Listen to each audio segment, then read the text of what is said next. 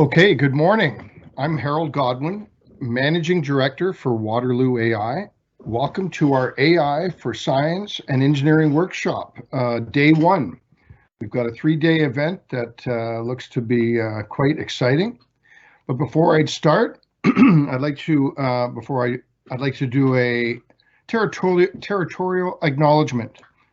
The University of Waterloo acknowledges that much of our works takes place on the traditional territory of the neutral Anishinaabe and Haudenosaunee peoples. Our main campus is situated on the Haldeman Tract, the land granted to the Six Nations that includes 6 miles on each side of the Grand River.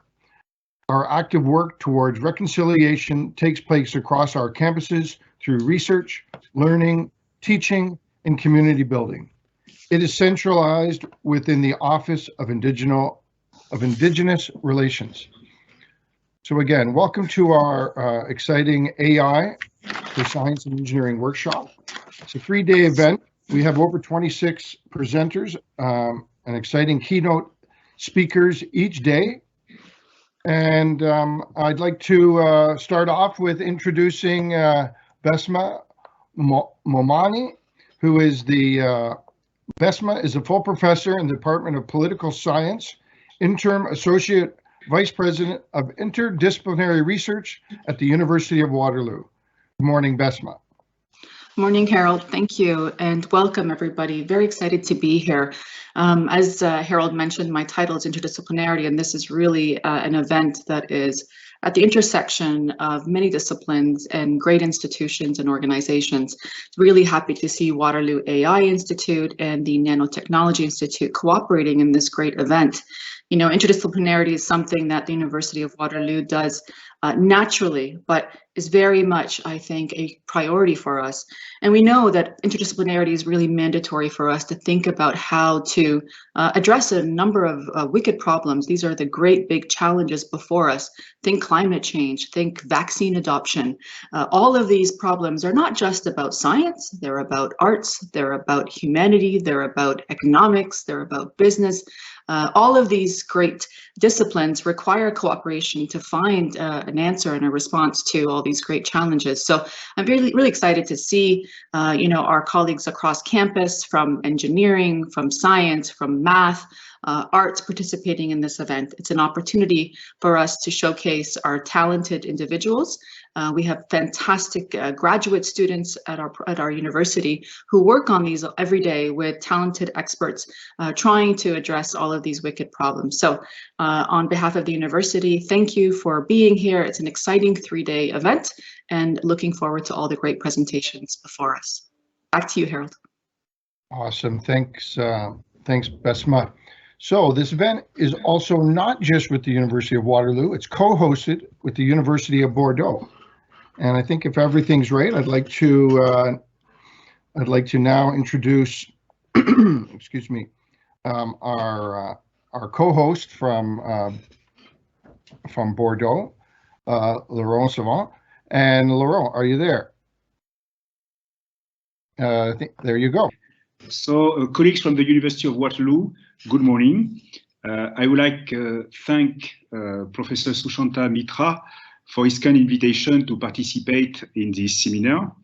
This is an opportunity for us at the University of Bordeaux to give you a kind of overview of what is happening in the field of artificial intelligence, and we are very happy to be part of this meeting. This is based on the collaboration we have with the University of Waterloo, and indeed we recently celebrated the 10th anniversary of the collaboration between our two institutions. At the moment, together with Associate Vice President Bessma Momani, with Associate Vice President Ian Rollins, we are working to strengthen this partnership and to make it reach a new strategic level. We think that the University of Bordeaux and University of Waterloo community has now reached a maturity and a critical size that make it possible to address new challenge, and in particularly concerning artificial intelligence. We think that together we could address a challenge in a very efficient way with a greater impact than if we would address it alone, separately. So I want to thank all the people that make this meeting possible. I would like to thank my colleague from the University of Bordeaux for their reactivity and for their enthusiasm. I would like to thank Anne Blasio and Charlotte Cozin from the University of Bordeaux. I would like as well to thank Lisa for her reactivity and her patience. And I wish you to hold a very productive and fruitful meeting to launch some new projects together. Thank you. Okay, thank you. Thank you so much, Laurent. So I'd next like to introduce our Dean of Engineering here at University of Waterloo, Mary Wells. Mary, are you there? Yeah, thank you so much, Harold, and good morning, everybody. As Harold said, my name is Mary Wells, and I'm so proud and pleased to be the Dean of the Faculty of Engineering here at the University of Waterloo. And I just want to thank all of the people on the call for participating in this really dynamic three half-day event hosted by Waterloo.AI and the Waterloo Institute for Nanotechnology. I love seeing that plus sign where we have two institutes coming together to see what kind of ideas and cross-fertilization can occur. And it's so great that the University of Bordeaux is with us as well. I really think it's these types of high-quality workshops from leading researchers around the world that come together that will undoubtedly lead to new insights, bold collaborations, and maybe most importantly, new friendships. As I read through some of the abstracts, I was so impressed with the breadth and the depth of the research being presented and how you're looking at using artificial intelligence and machine learning to connect it to different areas of research and use it as really an integral tool in advancing scientific research itself. You know, it's hard to imagine that in just a decade, machine learning has really transformed not only the way we do research, but has made a huge impact in the real world and the things we do every day, both for good and maybe not so good. We're still learning. At Waterloo, we are known for our entrepreneurial ecosystem that allows researchers and students to own their intellectual property rights of their ideas. This is really one of the surest methods of getting research out into the real world. Machine learning figures largely in many of these technology startups, allowing them to deliver solutions to difficult problems of our time. Your research isn't stuck in a lab. It is influencing and impacting society. Machine learning is also radically accelerating the discovery and innovation process. I hope that in these next couple of days, you will not only learn about machine learning being used to understand the properties of pesticides, but also to predict maintenance on remote telescopes high up in northern Chile. Machine learning is helping us with identification of microplastics in our water as well as E. coli. Public health policies and decision-making using innovative digital frameworks and tools will be presented, and you will hear of the goal of making 1/3 of material scientists use machine learning in their everyday jobs. That's super exciting. I'm a metallurgical engineer by training, so that really hits home in terms of my specific field. And you will learn so much more. Thank you again for participating and sharing your research, and enjoy meeting each other and this conference. Thank you so much, Harold. Excellent. Thanks, Mary. I appreciate that. So we have our keynote speaker will be joining us shortly. Okay, so Jill is the CEO of Keybotics. She's going to be our keynote speaker today, talking about transforming materials discovery. And Jill is the CEO of Keybotics, a technology platform that is reinventing the materials industry and enabling a new age of discovery of materials using AI, machine learning, and robotics. Dr. Becker received her undergraduate degree from the University of Toronto, followed by a master's and PhD studies in chemistry from Harvard University. Her PhD thesis led to the creation of Cambridge Nanotech Inc., which is subsequently acquired by Vico. Dr. Becker is also involved in strategic consulting, venture capital, and entrepreneurship support at Harvard. She is a past Ernst & Young Entrepreneur of the Year winner in Energy and Materials and a member of YPO. In her spare time, she loves to travel and spend time with her friends and family. Like most chemists, she is a foodie and deeply appreciates haute gastronomy. So Jill, if you're available, I'd like to turn the screen over to you and get you to present. Great, thank you so much for that, Harold. I so appreciate it. So I love science, and I'm sorry that the title switched a little bit, but I wanted to remind everyone that in 1869, that's 153 years ago, science as we know it changed forever. And that's because Dmitri Mendeleev first published the idea of a periodic table. And he actually had the few elements that were known, and of all the elements, there was only 63. He walked around with them on almost like a deck of playing cards. And he had this feeling that there was some rhythm or rhyme or periodicity to it. Next slide, please. So I think everyone knows what a marvel today's periodic table is. We're touched by it, I think, 24 hours a day, 7 days a week. And since we'll be talking about nanotechnology and AI, I really think that AI benefits from these rows and columns and the periodicity, because it's something that the AI can understand, grasp, and then think, project towards the future. Next slide, please. So I think I don't have to tell the people in the audience about these, that chemistry and materials serve as a catalyst for these global mega trends, right? Why do we need to speed up science? Well, we need better chemicals and materials to solve the world's most urgent problems. And we all know what they are: climate change, energy crisis, tons of garbage, including plastic everywhere. Next slide, please. And the problem that we're really trying to address is this productivity chasm, right? Chemical material suppliers on the left are really good at what they do, large scale production and material sales, and they do spend more than $150 billion a year on R&D. And the product manufacturers on the right, they really have a need for better materials, and they define what better is. You know, they last longer, cost less, etc. The problem is that it still takes 1 to 2 decades to develop new material solutions.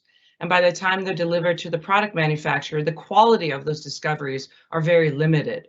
And so you've really flushed a lot of dollars down the pipeline, and you've experienced a lot of failure. Those of you who have worked in the lab know exactly what this feels like. Next slide, please. So at Cobotics, we really reinvented how to invent to enable fast R&D at scale and take the serendipity out of R&D. Next slide, please. So we've come up with this one-of-a-kind solution that we call Automus, and we think of it that is developed by chemists for chemists. It's this AI native R&D orchestration platform, really to do virtual discovery of chemicals and all the associated processes, and to catalyze this digital transformation. And I want you to think about that the beginning is just material and cheminformatics, and this is where our AI dreams up new materials for ourselves and or our partners with the desired target properties out of millions of ideas. So you can think of this as the top, this candidate identification. This is where most AI programs start and stop. And we thought that, well, you can invent something until the cows come home. At some point, you actually have to make it. So we also have our AI tell ourselves, our partners, or our robots the best synthetic routes and optimize synthetic routes to actually make the chemical in order to test it. And you can think of our self-driving lab, which I'll show in a second, is not just a lab, but a distributed brain involving secure cloud computing and this AI and lab automation. We also do a lot of optimization for chemical equipment, synthetic routes, formulations, etc., and improve process chemistry, and it goes round and round and round. Next slide, please. So our AI platform, when it comes to our software and our partnerships, is very vertically agnostic, and it's really just to enable the discovery of new chemicals and materials 10 to 100 times faster. I want you to take a look at, we really don't care what markets we're in. What we care is that we reuse the tools that we've built, and they can be applied in many different verticals. Next slide, please. So we've have a lot of different partnerships around the world. With Mitsubishi, we're lowering toxicity in products that the world uses every day. We recently got an EPA grant for lowering toxicity for PCBs. We do a lot of ag. We're Syngenta and Bayer. With Bayer, we're trying to keep the world's food crops safe. Johnson Matthey, we're doing a catalyst to reduce the amount of emissions, both in industry and from cars, etc. And the list goes on and on. Next slide, please. This is our lab here in Woburn, Mass. And you can see our robot moves around the different samples from our sensor, and you can see we can do numerous ones at the same time. We can heat, shake, whatever. This runs 24 hours a day on our secure servers. And what is nice, then we come back in the morning and, you know, hundreds of tests have been done to evaluate. You can choose how much or how little interaction you want. We call it K-interact. And there's always as much or as little human interaction as you want. But, you know, this does PhD theses in a not quite a nanosecond of a time. So it's very, very exciting. Next slide, please. A few other customer success examples. We've built about 14 different tools. I'll just show you that we don't need to use them all the time. And I'll talk about just 2 tools. So I'll start, we have a lot of internal IP development. Of course, you can tell the total addressable market of this company is infinite, but that's a bad thing for a small company having raised only about $18 million so far. What we started in the easy quadrant. What do I mean by that? It's easy to predict and easy to make. And one of the things we started with our property prediction tool is we can now look at more than 27 million commercially available chemicals and ask our AI for a new use case. So in this case, we said, hey, you know, we want a new electrochromic material for smart window applications that is transparent, but with a small electric current, lets the light through, but not the heat. So you can imagine the electricity cost savings, both in summertime, not letting the heat in, and in wintertime, not letting the heat out. And it found 7. At the time, we could only look at 7 million commercially available chemicals. So 1 per million it found in a very short order. And we patented those use cases. So that's pretty exciting, right? We can find new use cases in other people's commercial structure case IP. And then it gets better. The AI then dreams up a new library of candidates where we own both the structure case IP and use case IP. We've done this now for OLEDs and for high performance pigments. And also we're asking now our AI to dream up how products that come from the oil and natural gas arena can be made by biofeedstocks. So using this very same tool, just property prediction, we jumped to Cura, this global chemical customer on the right side. They had dreamt up 2,300 possible lubricants, and they wanted to know which one should they waste their time and money on to make. And so we ranked the 2,300 properties for the 3 properties of interest. They were boiling point, vapor pressure, and viscosity. And they could toggle the top 200 in whatever order they wanted.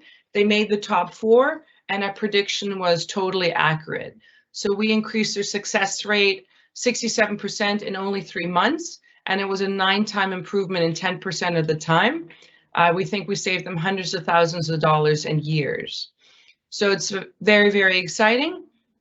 Again, just one tool. And the other thing I want you to notice, if we're talking AI and machine learning, you might know that machine learning, you require at least 250,000 pieces of data to machine learn. So most people in the chemical materials area think, oh, it's either A, too difficult to use AI, or B, we don't have enough data. We have the capacity to create our own data and create supplementary data in order to still machine learn, in order to still get these valuable pieces of data in the real world. In the center, I had mentioned we also can do a synthetic route prediction. We call it Reaction Sage. We had done a project with BP to dream up a cost-efficient way for a green monomer, because we're interested to clean up some of their processes to do a green biopolymer production. You can think of this as AI discovery of novel synthetic routes from millions of reactions. If you're a chemist on the call, you know that we're supposed to have a gut instinct, this chemical intuition of what works and what doesn't. Well, we're all just human beings, and we do need to sleep on occasions. So we wanted to build something that can look in all the corners, if there are even corners, of the chemical universe, right? How big is this? It could be 10 to the 60, 10 to the 80. And if you map all the patents, even including pharma, into this massive chemical space, they're just tiny dots in this vast arena. And we wanted something to look and find winners in this massive chemical universe. Next slide, please. Other examples of what we've done where our AI has dreamt something up of value. We did a project with NIH NCATS where they have these massive robots that do nothing but enzyme assays 24 hours a day. And yes, they do nothing but COVID testing 24 hours a day. Since we optimized everything, we managed to reduce the amount of enzyme they needed by a factor of 5. And every time they have to set up their brute force design of experiment takes 49 hours. We managed to reduce it remotely by calling into their lab. We're in Cambridge, Mass, and I think they're in Washington, DC, or just outside, down to 9 hours, giving them each time 40 more hours to save lives. We like to look at replacing materials that have regulatory issues. You know, the holy grail always is to invent something new, but there is so much value to create something quote unquote better. If you don't change anything, but you increase the yield by even 0.2% for big companies, that's like printing money. We've optimized our high throughput and automated our high throughput screening, do more targeted and cleaner pest controls, reduce safety, etc. And despite COVID, and I think actually because of it, our revenues are up. And I think the reason is a lot of companies were like, oh yeah, digital transformation will be here one day. And yes, we're getting ready for it. And then when people weren't allowed to go to their labs, they're like, wait, who can we work with remotely that will still further our revenues and stretch our R&D dollars? Next slide, please. Now, this sounds all fantastic and amazing, and I wanted to take a moment to share with you where this original idea came from. So the founding team is all out of Harvard Chemistry. Now I've done many companies. Technically, this is the second company out of Harvard Chemistry for me. My first was based on my thesis. And the group there is seeing, you know, where we don't live in a bubble when you work in a lab, that there's all this cool technology around where you're solving inverse design using generative machine learning for text and for images. And for those that don't know, there's like an original, there's a hand-drawn photo that gets encoded and compressed in the latent space where all the data that you don't need is thrown off, but you need enough data to decode it so you can reconstruct it. Is it perfect, the 4 on the right? No, but it'll do.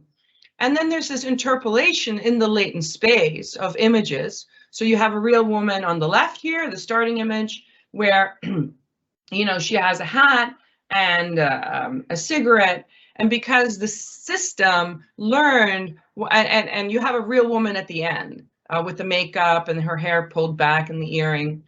And the system was simply asked, could you build a roadmap of images, knowing what you know what a woman's face would or wouldn't look like, and build me a roadmap from the woman at the start to the woman at the end. So it did that. And it's better, of course, today. This slide is about 4 or 5 years old. It's not perfect. There's some holes in this third picture around the left eye, but it's pretty impressive. And we're like, look, this society's become too narcissistic anyways. Let's apply this to chemistry. Know where you live. I'm a chemist by training, and I always wanted to be in the business of science. So next slide, please. So we simply applied this to chemistry. Originally, we called it the roads from aspirin on the left to caffeine on the right. And we asked, instead of doing a roadmap of pictures, to interpolate in the molecular latent space possible candidates to get you from point A to point B. And then we can scan these AI dreamt up, newly created chemicals and materials for properties, for functions of interest. And this really allows us to take the serendipity out of the scientific discovery. We've done a lot since the last 4 or 5 years since we had this idea. So this is just for those of you on the call, if you have this burning passion inside for your science, and I'm never knocking basic research, it's so important. But if there's 3 things you're working on, and one could be a company one day, maybe focus your efforts a little bit more on that for the return on investment of your time, the university's or your company's time, etc. Next slide, please. So this inverse materials design creates a massive IP factory that's really beyond any bounds of human intuition.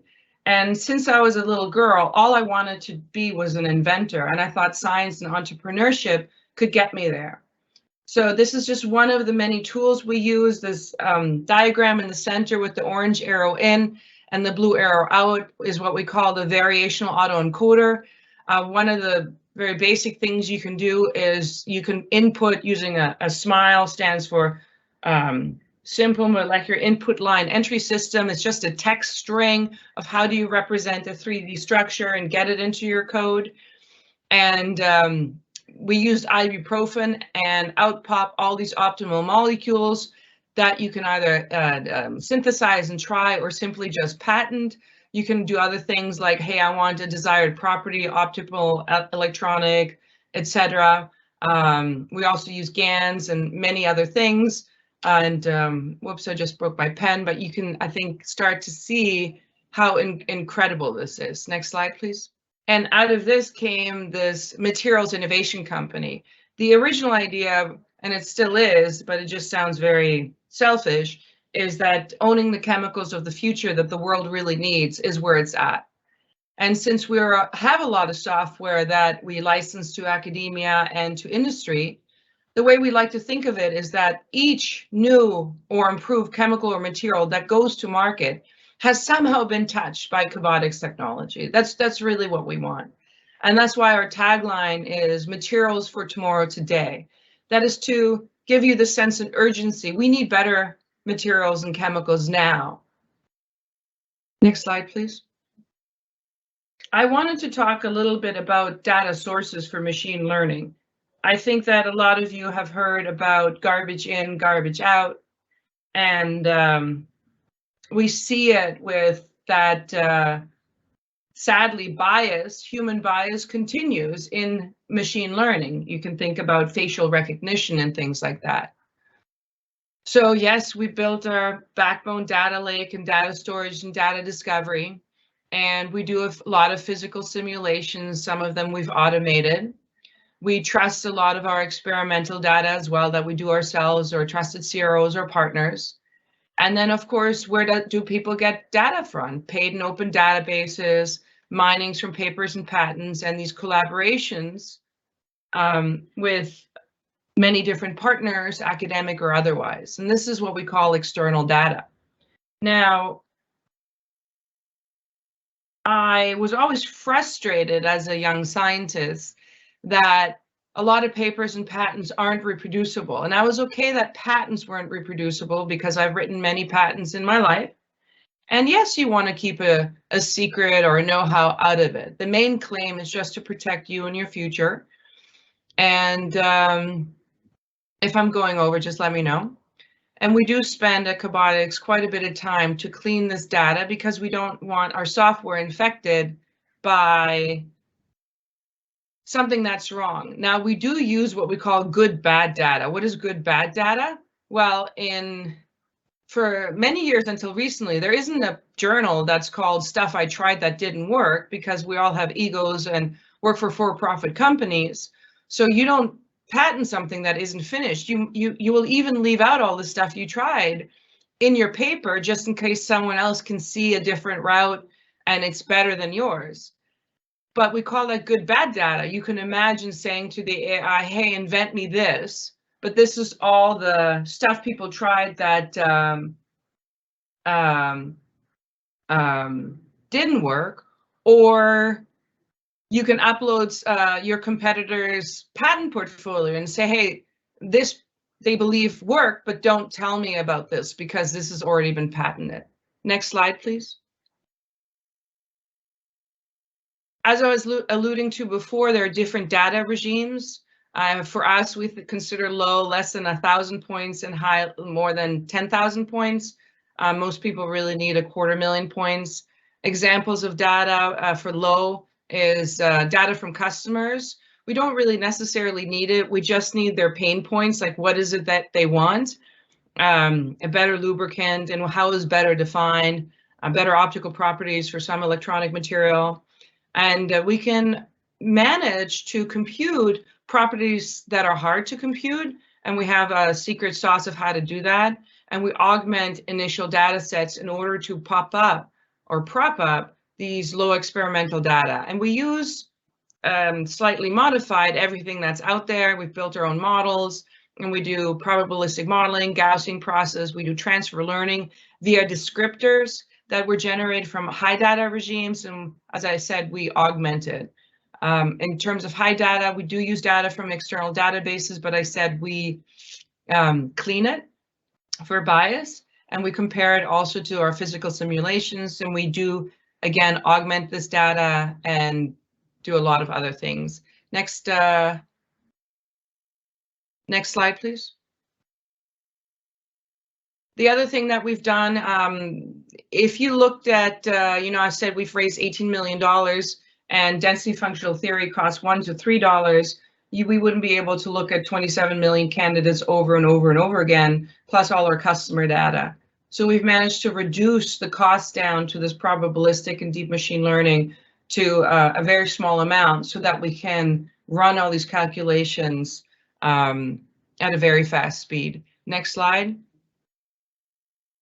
So starting to finish up here. I'm sorry for all the delays and the technical difficulties, but at least we get to meet. I'm actually Canadian, so I can't wait to come visit you in person. And the AI advantage really is to speed things up. So reduce cost and time, but the sexy thing is actually to increase your revenue at a faster rate and increase the certainties for your project outcomes. And at the end of the day, all we want is better, higher quality products. Next slide. And that's really the value. Make products better, faster. Next slide. And the impact you can see is huge. I want us to think about our conscience. Medicine has the Hippocratic Oath. So whatever we do with ethical should be ethical. We don't want to make a more addictive opioid, for example, or a better blasting material. My team always jokes, if the governments of the world really paid me enough, would I do it? No, not. I think there's enough money to be had. We have no interest. And I think you do have to have a backbone if you want the world really to change. Next slide, please. This slide has obviously not been updated since 2019. In 2020, we did a survey where more than 30% women and more than 60% people of color. I think that's kind of easy to do. In a tech company, there's a lot of racism here in America. Yes, there's racism in Canada, but it's not as visceral. There's not as much hatred. So it's very important that we do this. We're global now, and we do have a subsidiary in Toronto, and we're hiring there. We have people in Singapore. We have people in Belarus. It's amazing the external political problems that a small startup has to face besides growing and competitors, race wars, unrest in Belarus, COVID. It's been a very interesting past few years. Next slide. Yes, we're all out of Harvard. It's very exciting. Although I have to say the big H does lend some credibility. Next slide. And we've won a lot of awards and created a lot of interest. MIT Tech Review said we're one of the top 10 breakthrough technologies, and the World Economic Forum named us a tech pioneer for the next 2 years. And so, yes, got a virtual invite to Davos, but I have to be honest, I don't have time with my day job and my 2 kids. So that's it. Next slide. Thank you, everybody. Awesome. Well, Jill, first question is one of them about contact info. They want to reach out to you and ask you more questions. So if you could share that'd be great. If you choose. I'll put it in the chat. Does that go to everyone? You know what? We can if you could just we could make sure we get it if you send it. And CC my office manager, because I get swamped. And just always say Jill said so, just for a meeting. And I do work every second weekend. I'm not saying other people should, but in America, I'm sure you know this, work-life balance is not as well kept as in Europe or in Canada. So if I could go back to, I'm fascinated by the what drove you from the beginning, the inventor and being the inventor. So this is exciting technology, in every possible direction. I kind of smiled when you said, applicable to everything. Who's the inventor if you come in the morning and there's 10 new breakthroughs here? Well, right now it's still us, because we give it some sort of a path, although sometimes, we try to look at how it gets there, and it's quite creepy, I have to be honest, because it does sound like if this is the space it's looking at, it'll pick some data here, and it'll pick some data here, and it'll pick some data here, and all of a sudden it converges, and you feel a little bit creeped out going, I don't know why it converged, you know what I mean? And we're like, fine, it spat out this result, so why don't we go take a look? And it's been pretty good. I mean, anything to do with biologics, we do need external data for, and partly with this toxicity as well. The rules when it comes to AI at the patent office are changing back and forth, and right now we invented sort of first and then let the AI run with it for improvements in order to keep up to date with the existing rules. And then the algorithms and stuff, we can't really patent unless we tie it to something like a process or a product or a formulation. And one of the things that I'd like to talk about here is who's the inventor? If you look at humanity as a whole, every time we consider something less than, we have a tendency to abuse it, right?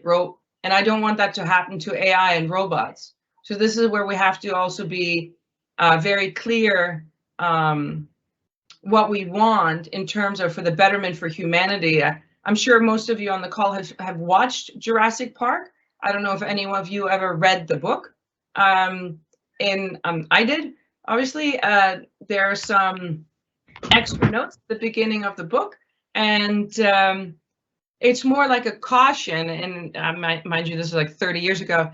It said something along the lines, when you learn karate, you learn how to kill someone with your own bare hands, but you also learn to avoid fighting at all costs. And in science, we're often so in a hurry to invent it before anyone else that I do think we have to think about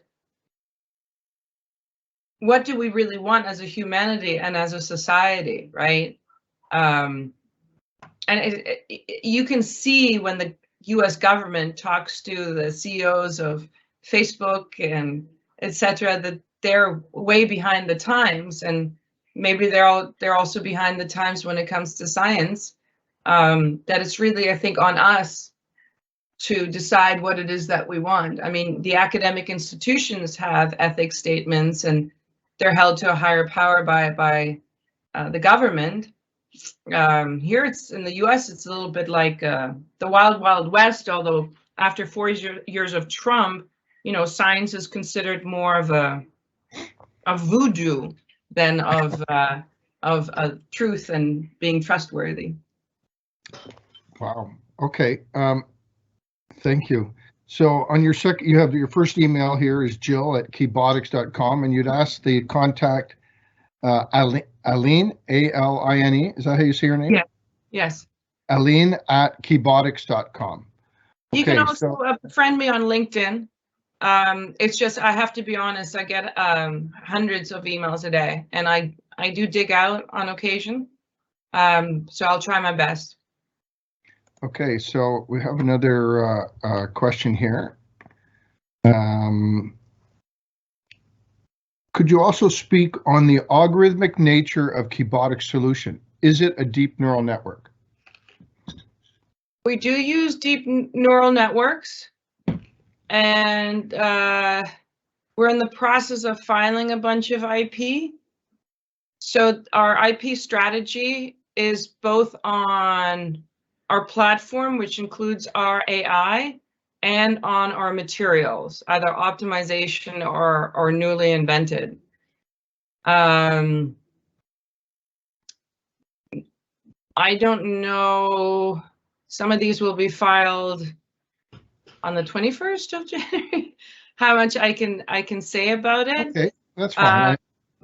But speaking of IP strategy, I always think about it more like an onion. Yes, everyone thinks about Shrek at that moment, but you want your master claim on the inside, and then all the other patents kind of like surround it, and then you have another patent family, and then you can really build a moat around your technology.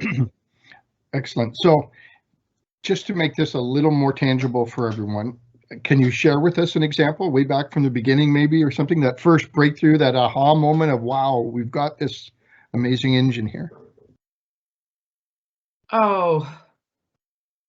Doesn't have to be the first one, but one that's really kind of tangible that you don't mind sharing, if it's possible. The first one, I think it started where we could start to see that we can really start to reduce the amount of experiments that were needed in order to get to the results, right? That was really exciting for us, because you all know that experiments are very expensive and costly. I mentioned a bunch during the call already. Let me think. Also, some I'm not allowed to talk about, but very first one. I hate to put you on the spot. Maybe we'll ask you a different question. So it's also very exciting that we can achieve greater yields for reactions where we have zero data than, for example, our customers, right? And then once we learn a little bit more about the reaction, or I'd say the AI, then we actually get yields that are higher than have ever been achieved by our customer. And we do this in a very short order. So we think of this as optimizing challenging reaction yields from scratch in 1 or 2 months. That's also very exciting, because remember, as I said before, yield equals printed money. Okay. Right. Yeah, reduction of experiments, just getting to the end goal faster. And really, we're focused mainly through ourselves and others. Sorry, Slack opened up. To really reinvent this sustainability from the chemicals and materials point of view. Okay, great. So that's pretty much wrapping up. Any last comments or things you want to, inspiration for, researchers and others involved in the call? I just want to plant the seed of entrepreneurship in each one of you. I think we're all born with a certain curiosity, which makes us all scientists. And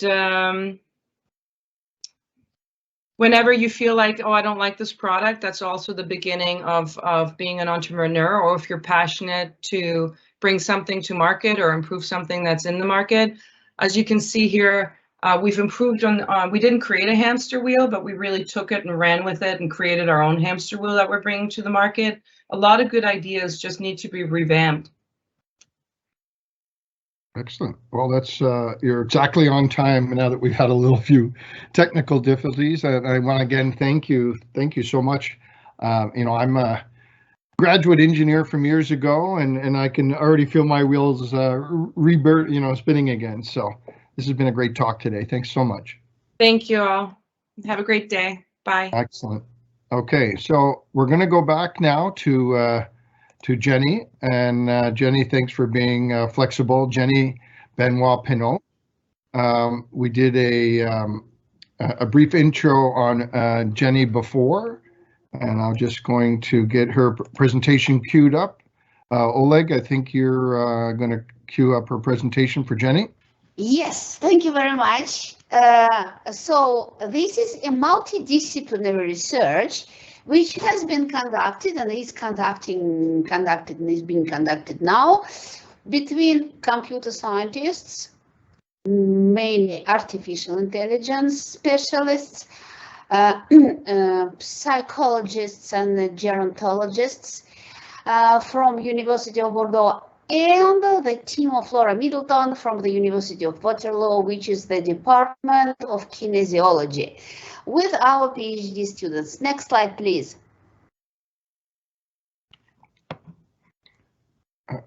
Okay, can you see that now, Jenny? Yes, perfect. Okay. The project actually was supported by a company, an IT company in Bordeaux, to help us develop the Android application to collect the data. Next, please. Yeah, so what is the motivation of the project? It is aging of population. And accordingly to INSEE data, 1/3 of French population will be over 60 years old by 2050. And in Canada, the situation is pretty much the same. So all this population will be aging well if they stay at home. And to ensure this, we have to propose solutions for detection of their everyday life risks and for the risk prevention. The next one, please. Yes, so the risks at home are very much different.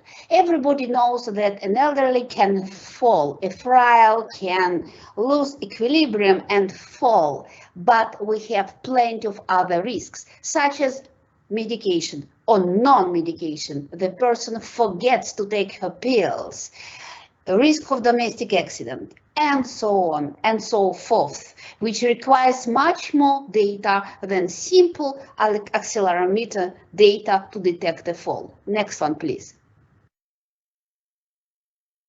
Yes, so we have developed together with a company a device which is a sensor kit with the sensors on the wrist, on the plexus, a small camera, video camera, which is measuring the context of the person, which is fixed on the shoulder. All these sensors are connected via Bluetooth or wired as a camera to the specific Android mobile phone, which is totally cut from any network, any public network, for privacy preservation of the data. And the Android application has been developed by Inflexis company together with our PhD student, Tina. Next one, please. No, it is a previous one. Yes, but what shall we detect in this situation? What are the risks? When elaborating the taxonomy of the risks, we tightly collaborated with Laura Middleton and her PhD students, and they helped us to identify additional physiological and activity risks related to human movement. So, to be short, we can think about risk of falling, which is induced by different actions such as reaching overhead, Russian sweeping, or by the context such as slippery floor or being in a bathroom. And physiological risk is simply when an elderly changes the situation between sitting and standing position. Next one, please.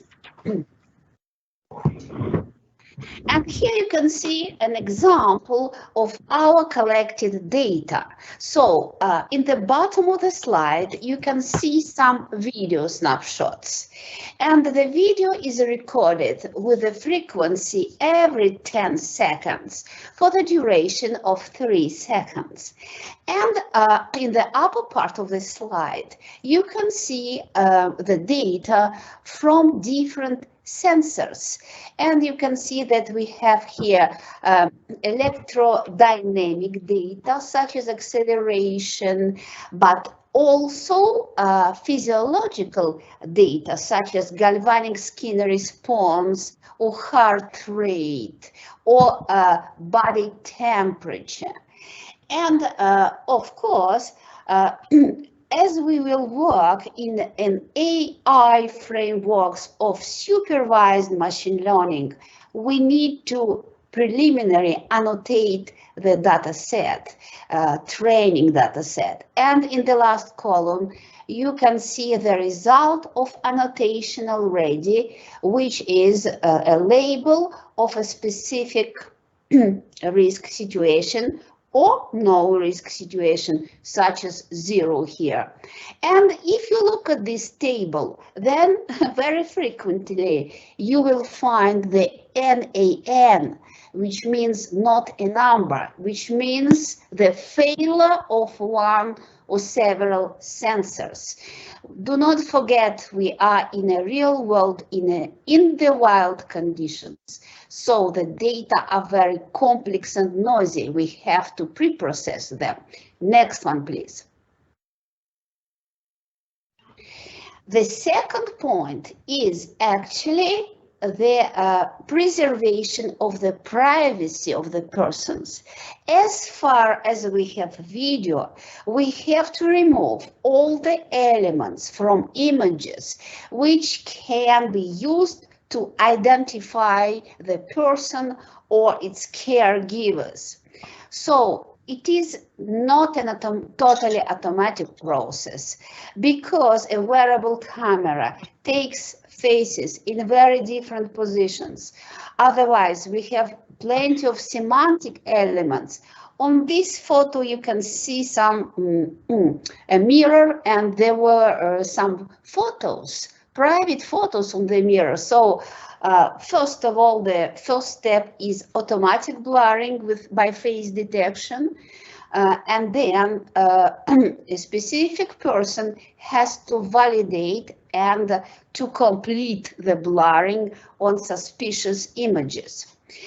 Also, if you have noisy data, you have also the delays due to the transmission failures.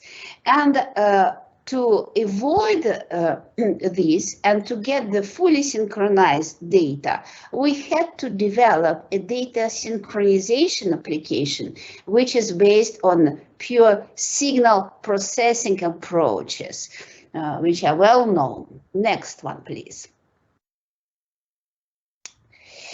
So we have collected quite a huge data set. We have recorded 3 subjects. One subject was recording during 21 days, another one during 12 days, and another one during just few days. And when recording this data set, we had to study the ergonomy of the device, the acceptability of device, which is the competence of psychologists. But also we had to collect all this data. So we have established a data transmission workflow and data cleansing and so on. And the experiments I will show have been conducted on a subset of the data. which is quite huge, which means 33 gigabytes of the data.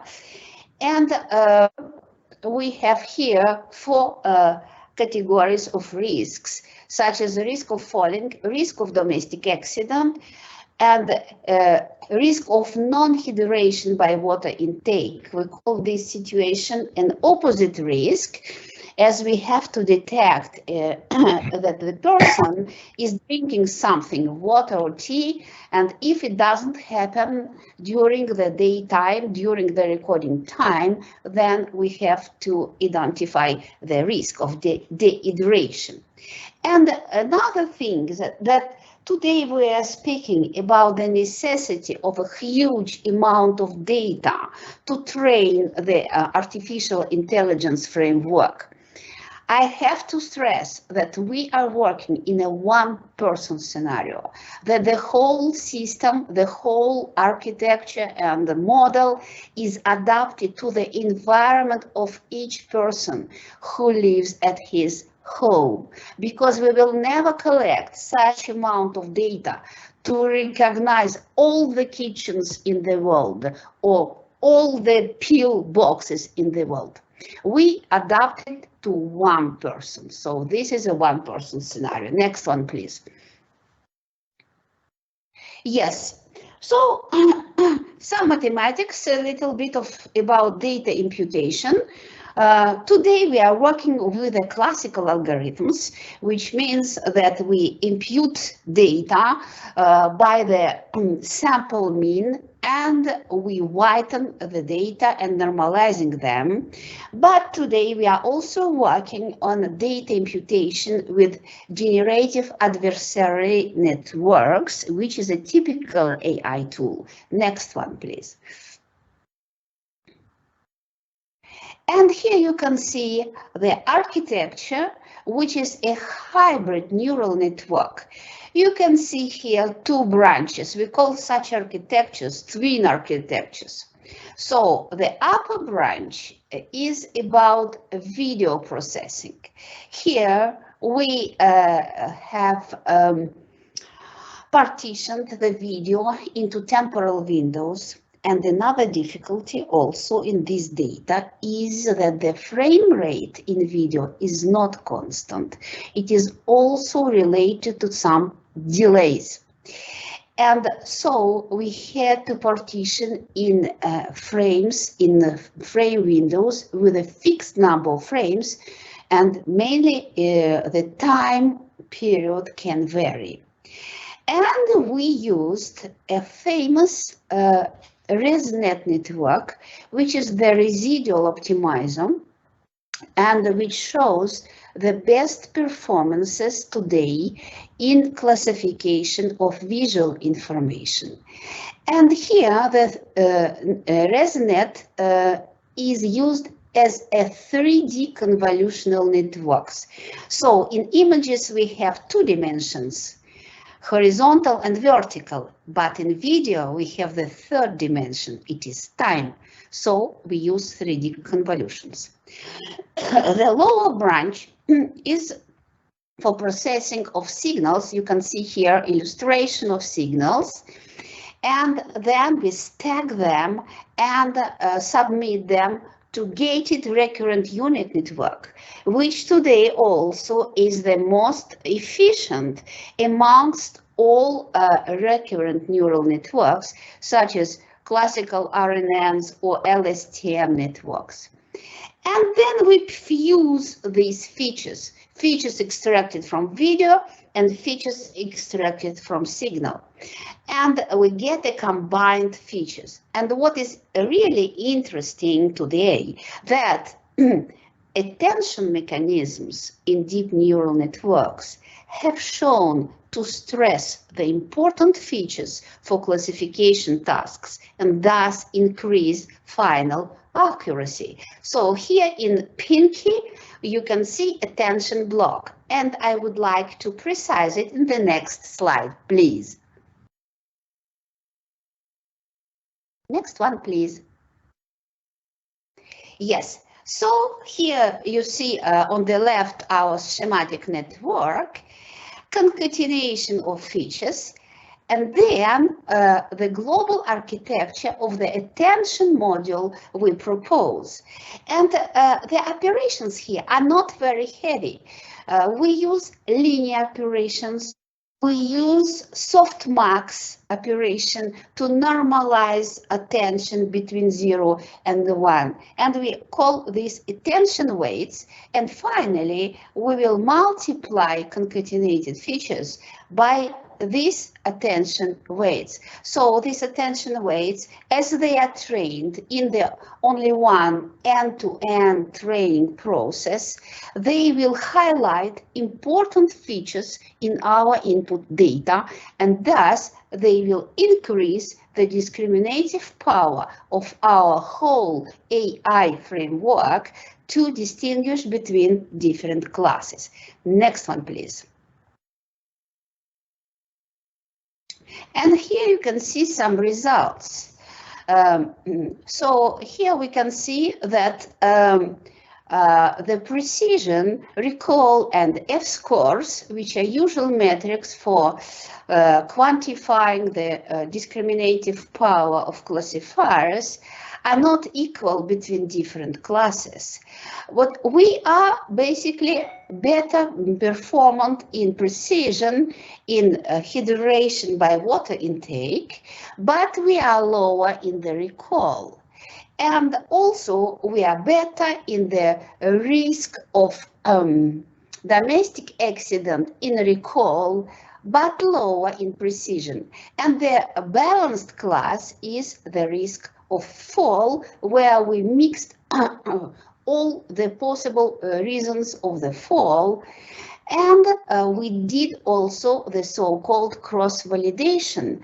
And with the cross-validation, which is, I should say, extremely heavy in the framework of deep neural networks, because it requires retraining of the networks, we still had to do it to get a good score.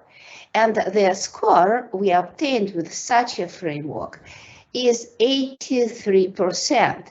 And if we compare a very vast literature about activity detection, risk detection, only on sensor signals without videos, then we can see from our experiments that using videos in such semantic risk situation detection, we increase our performances by 25%.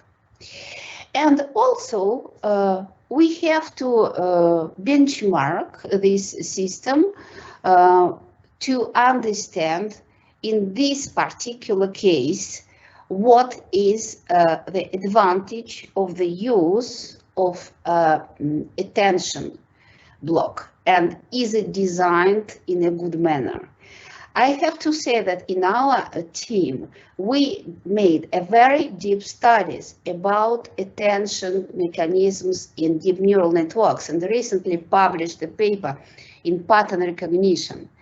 But when we are designing these attention blocks, we can do it in different ways. So this is the subject of our actual research. Next one, please. So Jenny, we have only about a minute left, so we're going to have to get you. I finished. I have the last slide. Okay, awesome. Next one, please. Oleg, if you could go to, there we go. Yes. And today we are also interested in transformer networks, and we are developing a hybrid transformer DNN. And now I'm finished, and please your questions. Okay, thanks, Jenny. Question for you is really timing here. What do you hope the end goal here is? This you've looked at specifically about data, people and related to falling and other things. What's the end goal? Yes. Just give us a 1-minute wrap up on that. Yes. We need to design as a much efficient system for detection of risk situation to further be able to deploy them really in industry for people who stay at home alone after some age or after some disease, so to help them. Okay, well, thank you so much, Jenny, for your presentation today. And we look forward to some excellent results from your research. Thank you very much. Thank you. So next, we're going to welcome Patricia Nieva, Professor, University of Waterloo. So who is Patricia? Dr. Patricia Nieva, PhD, PEng, is a professor and deputy chair of the Department of Mechanical and Mechatronics Engineering at the University of Waterloo. She founded and is the director of the University of Waterloo Sensors and Integrated Microsystems Laboratory, SIMS Lab it's called. She is an expert in micro and nanotechnologies, and in particular, the development of microsensors, nanosensors, and integrated sensor system solutions. Patricia will be making a co-presentation with William, and we'll talk about William in a minute. I'm going to turn it over to you, Patricia. Yes, thank you very much. Can you hear me well? I can hear you, and I can see your presentation. Awesome, thank you. So, good morning, all. As you just heard, my name is Patricia Nieva, and today myself and Professor William Melek, both from the Mechanical and Mechatronics Engineering Department here at the University of Waterloo, will be talking about our research on COVID-19 transmission tracing using artificial intelligence. Just give 1 sec. I think it's working now. Yes. So in partnership with Face Drive Health, we are working on the development of COVID-19 contact tracing and health monitoring systems based on wearables. So as you know, the design of robust contact tracing solution is critical not only during our current pandemic situation, but for perhaps future pandemics, which hopefully they are not coming anytime soon, that might pose a larger threat to our communities. So digital contact tracing, as we know, optimizes the process of alerting individuals who may be exposed and allowing for quicker response. Some solutions that were started by other groups focused on the development of phone applications. However, there are numerous examples in which phones are not practical, for example, schools, construction sites, and etc. So here is where we're focusing our goal. Using these wearables. The contact tracing wearables work by broadcasting Bluetooth signals to receivers that record the strength of the signal, and this signal can be correlated with the distance between the devices, and the span of interactions can be monitored by the recorded timestamps. As the Bluetooth signals are recorded, transfer portal is used to transfer these collected signals to a secure cloud, and the data is then parsed, compacted, and anonymized for cluster analysis that I will explain in a minute. And also transmission risk analysis without compromising the privacy of the users. The health monitoring devices here on the right are currently being tested for mass deployment and can perform contact tracing as well as transfer physiological data to monitor additional health parameters on individuals.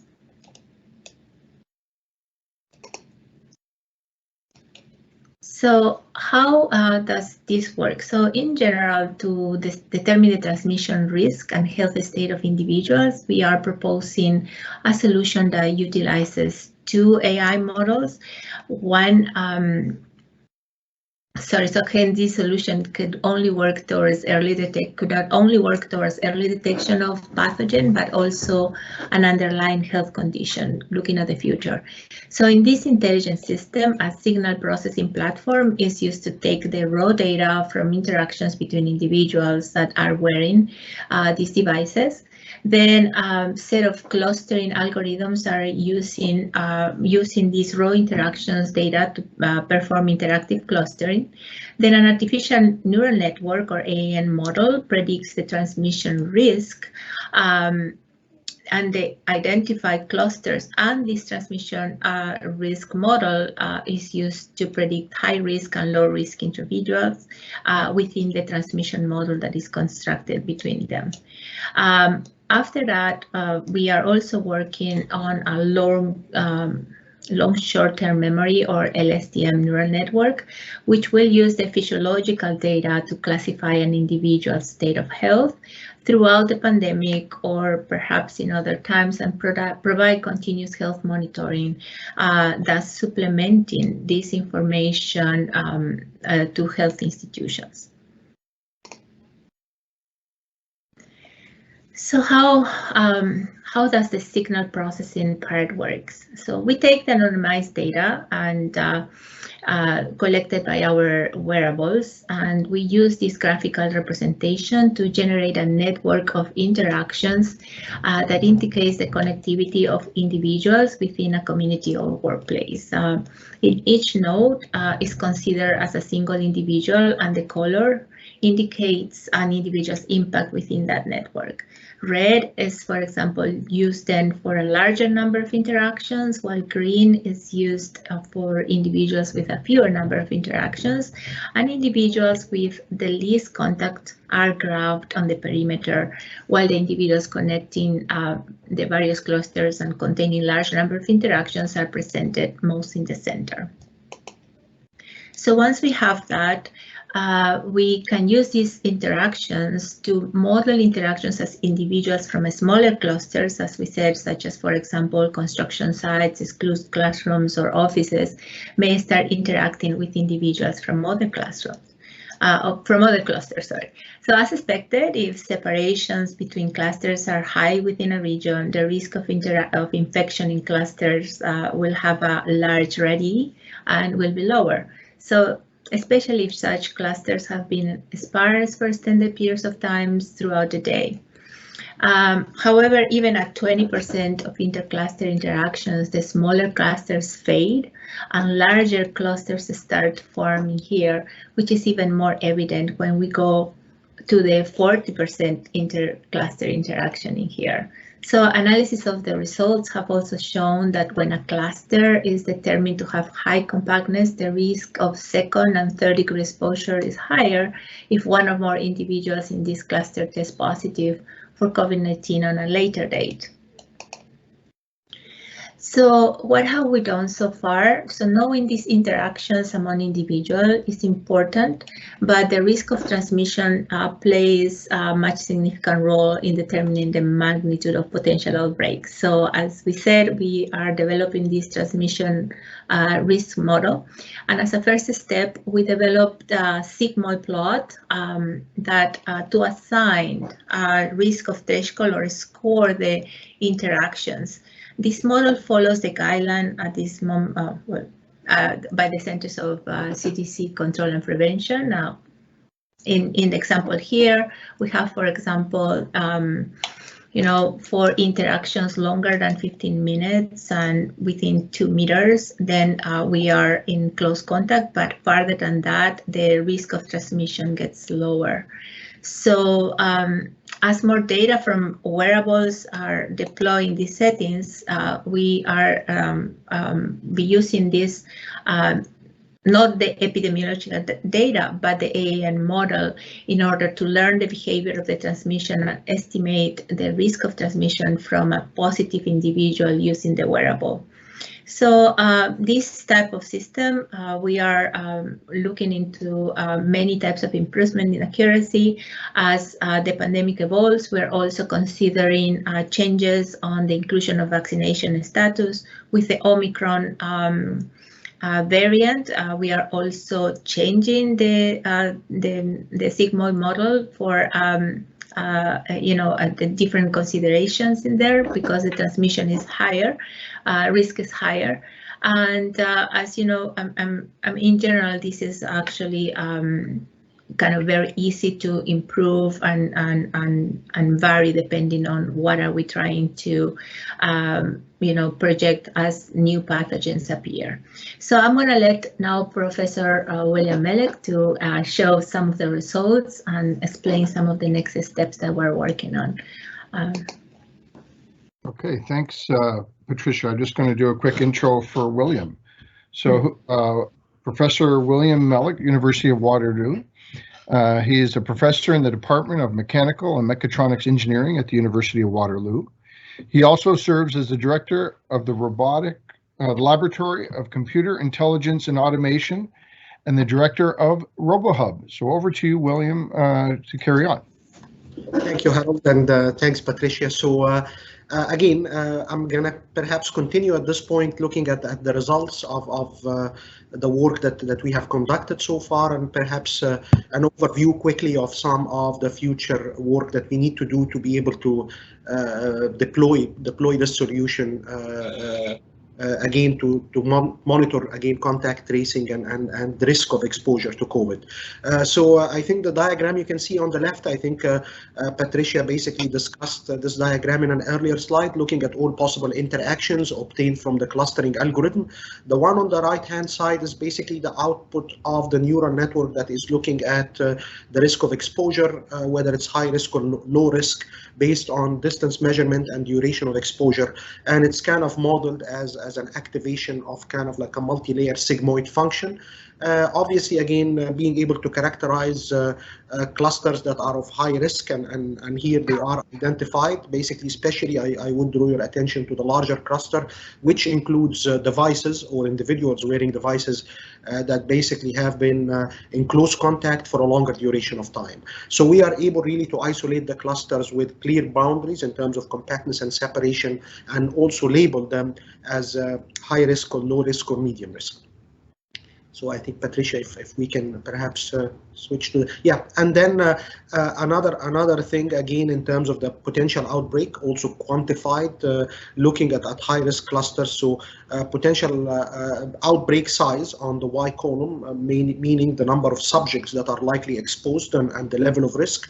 So here we are able through this bar diagram to look at the different clusters that we have and determine really the potential individuals who might be at the risk of an exposure, so that I think public health officials or maybe employers will be able to notify the staff who are using those devices if they have come in contact possibly with somebody who's at high risk of exposure. They are able to notify them so that they can isolate. So I mean, not only are we able to characterize the clusters as high, low, or medium risk, but we are also able to flag the individuals within those clusters who may be exposed to a high risk situation, and as a result, that actually will be able to kind of allow us to contact them and basically tell them that they need to kind of isolate. So if we can also move to the next slide, please, Patricia.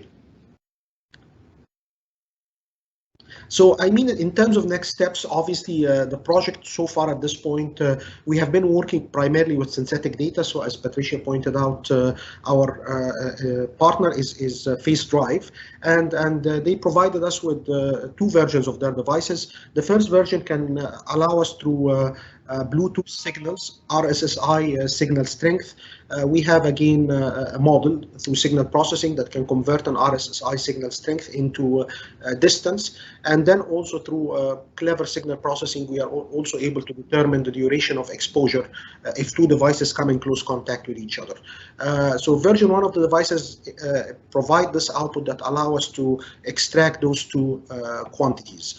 Version 2 of the device will have more functionality that will also allow us to monitor vital signs of individuals, including oxygen saturation, heart rate, and other things that can give us kind of a better assessment about the health condition of the individual wearing the device. But at this point in time, all the data that we have done or collected has been on campus and using only our researchers. So we don't really have actual data from a COVID unit or from a hospital. Recently, we have had a partnership with a hospital in India, in Jaipur, Rajasthan. Unfortunately for us, in terms of red tape to be able to utilize this data.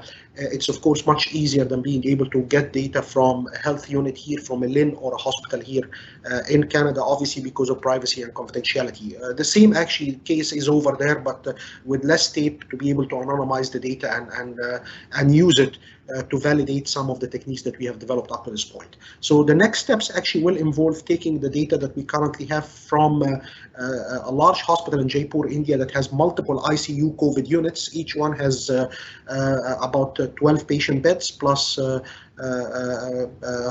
hospital doctors and nurses who care for those patients. And we have kind of deployed some of these devices over there, and we are in the process of collecting and analyzing this data. So it will go into the diagram that Patricia showed, which is the structure that we have to cluster this data. Clustering is less of an issue here because obviously we know beforehand where the patients are located and where the health staff are, but being able to primarily test our neural network model to determine high and low risk of exposure as a function of time. We suspect that at some point in time when we deal with experimental data, we will also need to use a more sophisticated machine learning model. So we were also exploring the possibility of using a CNN that not only looks at distance and duration of exposure, but can also look at some other metadata factors that we collect through observation and be able to concatenate all of this information into one input string or vector that can be used in a more sophisticated neural network to get a better estimate about risk of exposure. So that includes other things, for instance, that maybe in the interest of time we will not be able to cover, but we also have a way to, through beacons and gateways, to determine the occupancy within a room at any moment in time, and how does this change as a function of time. And of course that information can be an input to the clustering algorithm to see if the room is kind of occupied with, there are too many occupants, the room is crowded, or if it's kind of less crowded. Of course that would have a bearing on how the clusters will look like and how they will change over time. So one, again, Alex, our colleague Alex Wong from the VIP lab, who is also a Canada Research Chair, have developed a COVID-net, which is a CNN model that looks at X-ray images to characterize risk of COVID and severity of illness. Possibly that model is more geared towards image processing. We might be looking at the CNN, but maybe a different class, like perhaps a YOLO or something else. And we also, at this point in time, as we begin to get more complex clusters, using the k-means clustering algorithm or the more classical clustering algorithms may not generate the results that we are hoping to get and be able to track over time. So we may have to go with something more sophisticated in terms of data partitioning, like a DB scan, which is currently what we're looking into, especially also because we are motivated not only to get the first degree of contact, but also identify second and third degree of contacts. So I think for that we will probably be able to use more sophisticated clustering techniques with elastic boundaries that will allow us over time to track high risk, low risk contacts, and then be able to classify them into whether first, second, or third degree contacts. And of course, the last point, as Patricia pointed out, is the LSTM, which will rely on the more sophisticated hardware that we have taken into consideration information about vital signs of patients. So not only to detect the risk of exposure, but also to extract other information about the severity of the condition as a function of time. Again, like, is the oxygen saturation dropping? Are they having difficulty breathing, irregular heartbeat, and maybe other vital signs that can be an indication that this individual may likely require hospitalization or to be admitted into the sort of healthcare system for care, as opposed to staying at home and kind of just waiting until they get better. So again, that all is part of a second part of the work, and for that, of course, we are trying to use something that has a memory like an LSTM or a gated recurrent unit, a GRU. So these are the two models that we're looking at, but we are not at this stage yet because we have not collected the data required to do that. And I trust, again, I'm again right at the 10:25 mark, so I think I'm going to conclude our presentation there, and back to you. So William and Patricia, let me ask you a quick question then. You know, we've heard about some of the other speakers talk about the number of data points. What is that target? What's that number of data that you think is going to get this over the hump to that level of accurate predictions? Actually, that's a good question, Harold. Patricia, if I may actually address that, I think, Harold, most of the applications, obviously, when you're looking at deep learning, the idea is to have a good comprehensive data set and representative of the environment that you want to model.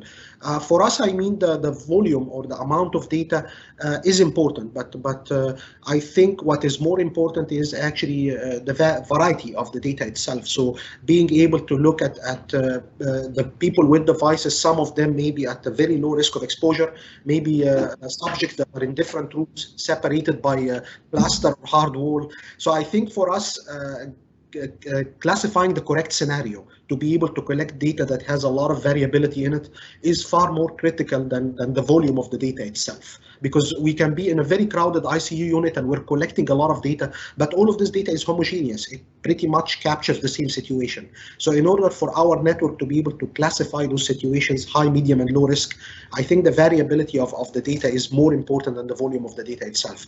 But having said that, of course, if we're going to transition into deep learning models, obviously they perform well if you have a large comprehensive data set. So if you have a small data set and you're trying to do the training based on small batch size training or any of the other training techniques that we have, limited data set will probably not be very beneficial in terms of making sure that the network converges and the hyperparameters are at the best possible value to predict what we want to predict from that network. Okay. Anything else you want to add, Patricia?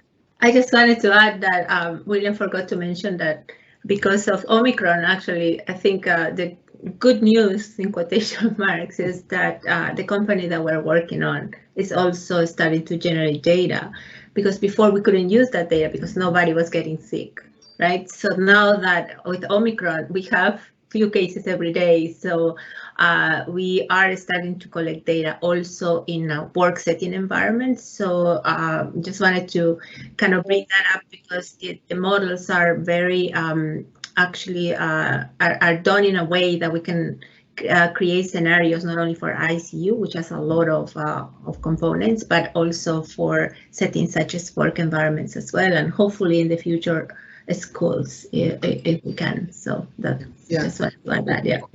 Okay, and actually, Harold, maybe quickly, I guess Jenny actually in the chat was asking about ResNet, and I think we're thinking along the same lines. All of us researchers are converging in the same direction. We also feel that ResNet 50 probably for the data that we have will generate the best possible result, but given that it's a very heavy network, so we started first trying hopefully with ResNet 34, hoping that maybe we are able to get better results because of, again, like the computational requirement needed, like a very powerful GPU to be able to analyze this large data that we're getting from close to 200 devices deployed in the IC unit in India.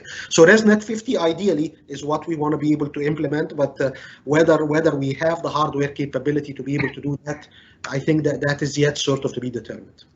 Okay, well, thanks to you both for excellent presentation today, and good luck with your ongoing research. Thank you, Harold. Thank you for having us. Okay. So we're going to introduce our next speaker, Gayo Diallo. Gayo, I hope you're there. And if you could get your screen ready to be shared. So, as always, so who is Gayo? So he's associate professor from the University of Bordeaux. His topic today is data and knowledge integration for digital public health. Gayo Diallo is a PhD in computer science, is a member of the Bordeaux Laboratory of Computer Science and the group leader of the Computer Science Applied to Health Research Group, ERIAS, of the Bordeaux Population Health Research Center. Yeah, thanks. Okay, so it's a team dedicated to the design and development of methods and tools for the semantic integration of healthcare-related data. And Gayo joined University of Bordeaux School of Public Health in 2009 after he'd been a research assistant at the City University of London in UK. And he graduated from the University of Grenoble Joseph Fourier in 2006. Some accomplishments, he has participated in various EU-funded projects and authored or co-authored more than 50 peer-reviewed papers. He is the winner of the Practical Application Prize of the 2015 edition of the Orange Data for the Development of Big Data Challenge and the Sample France-Finland Cooperation Program in 2015 as well. So I'd like to turn it over to Gayo, if you could share with us your discussion today. Much appreciated. Please, I am Gayo Diallo, actually, as you said, it's okay. I am at Bordeaux Population Health, which is actually a lab working roughly on around epidemiology, biostatistics, and so on. And I'm going to cover very quickly some project, in particular one project that we are working on and where we use both data and knowledge that we integrate together in order to solve some public health issues. So can you go to the next slide, please, Jack? And we just started, you know, in France. I don't know how it's working in Canada, but in France, every 5 years we have to actually have a kind of new contract with the government and also for our institutions. And just our new team actually started, you know, this 1st of January. So now, well, actually the new team is roughly a mix of people doing things around health informatics and also pharmacoepidemiology. Next slide, please. So what we do, and I think you have to go because I think there are some animation there. So just go ahead and to have everything in there. I'm gonna explain them. Yeah, please. Well,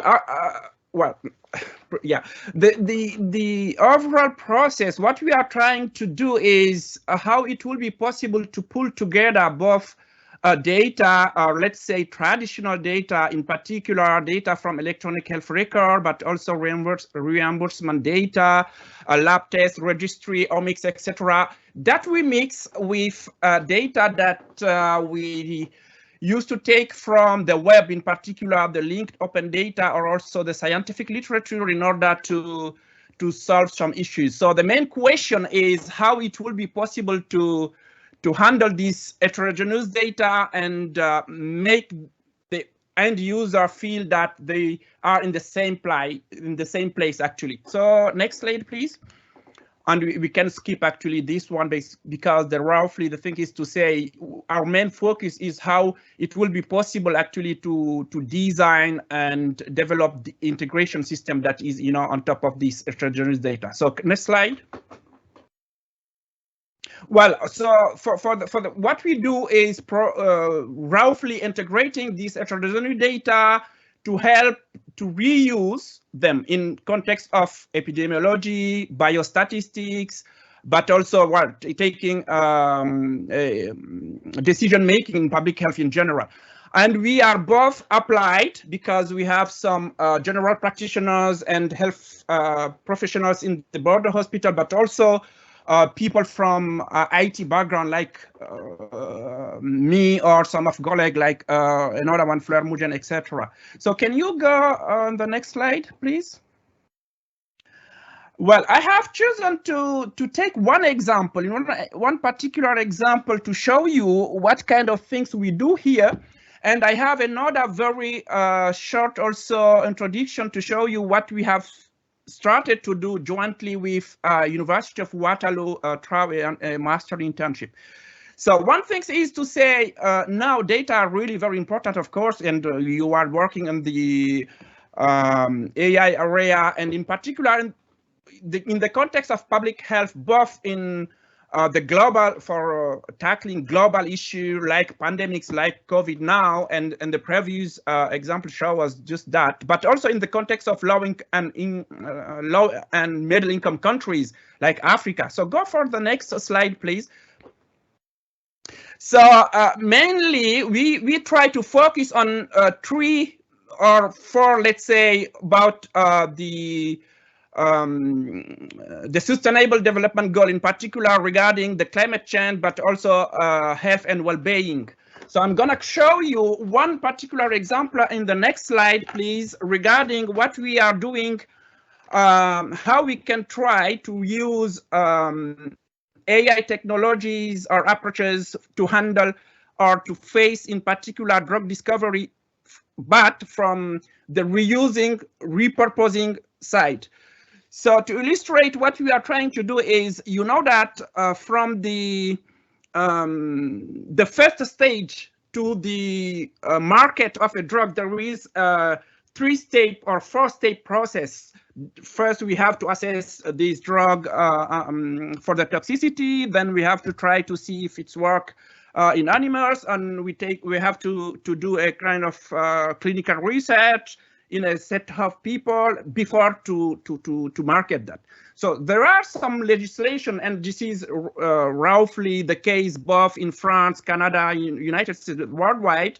There is a kind also of post-marketing follow-up of the drug in order to see side effect, etc.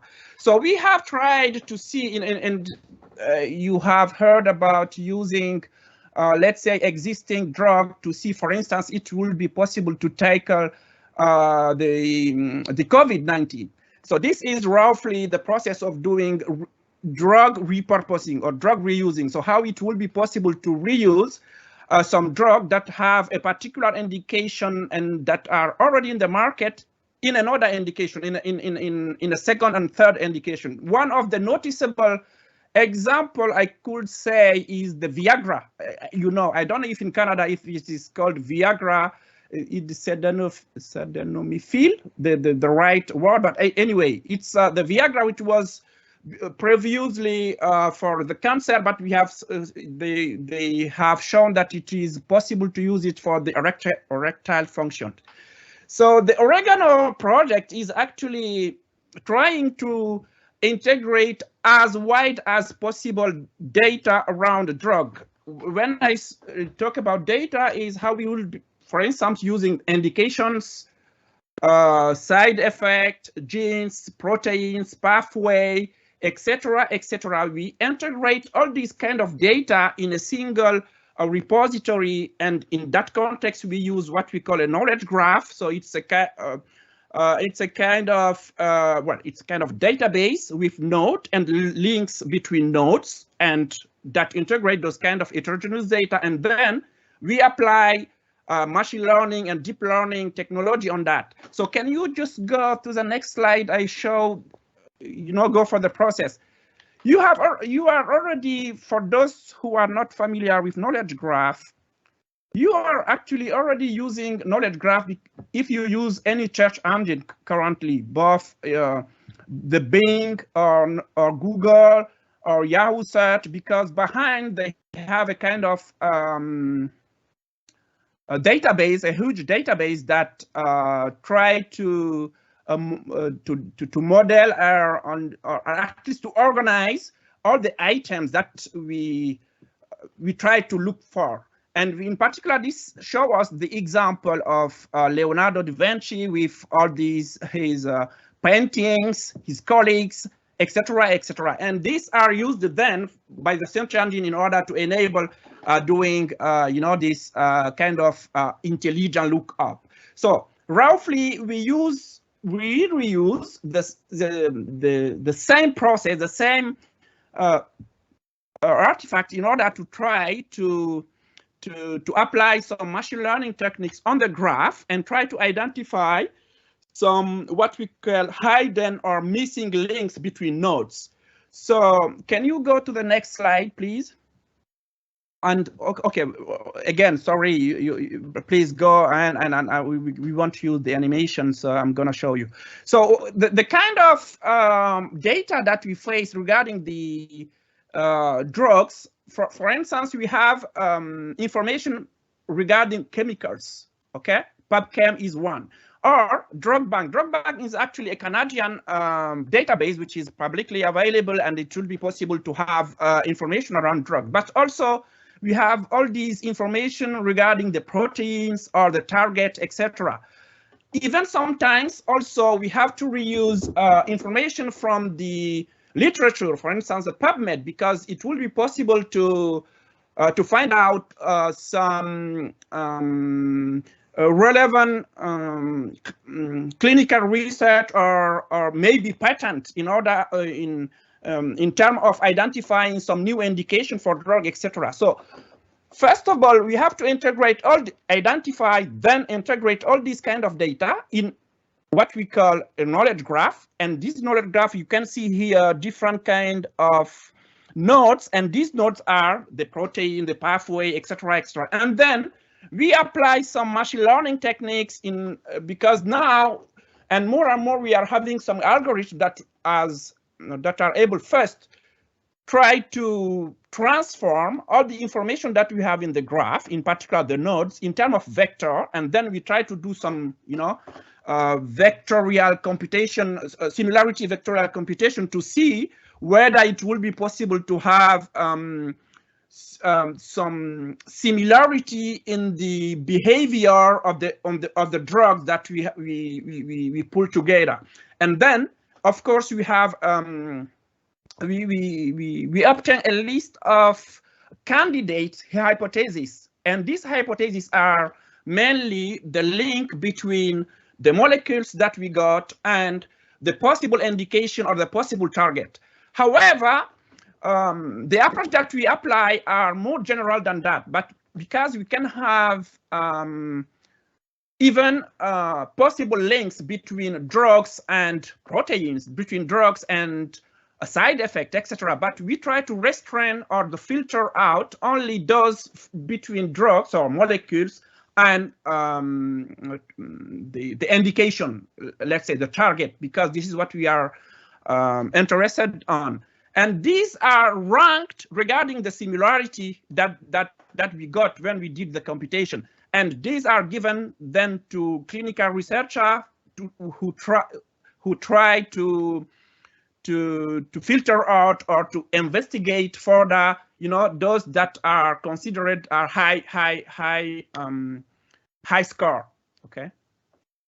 And we have two PhD theses going on. First one is really concentrated on building up the knowledge graph, and the other one is concentrated on trying to explain the result that we obtained in order to help the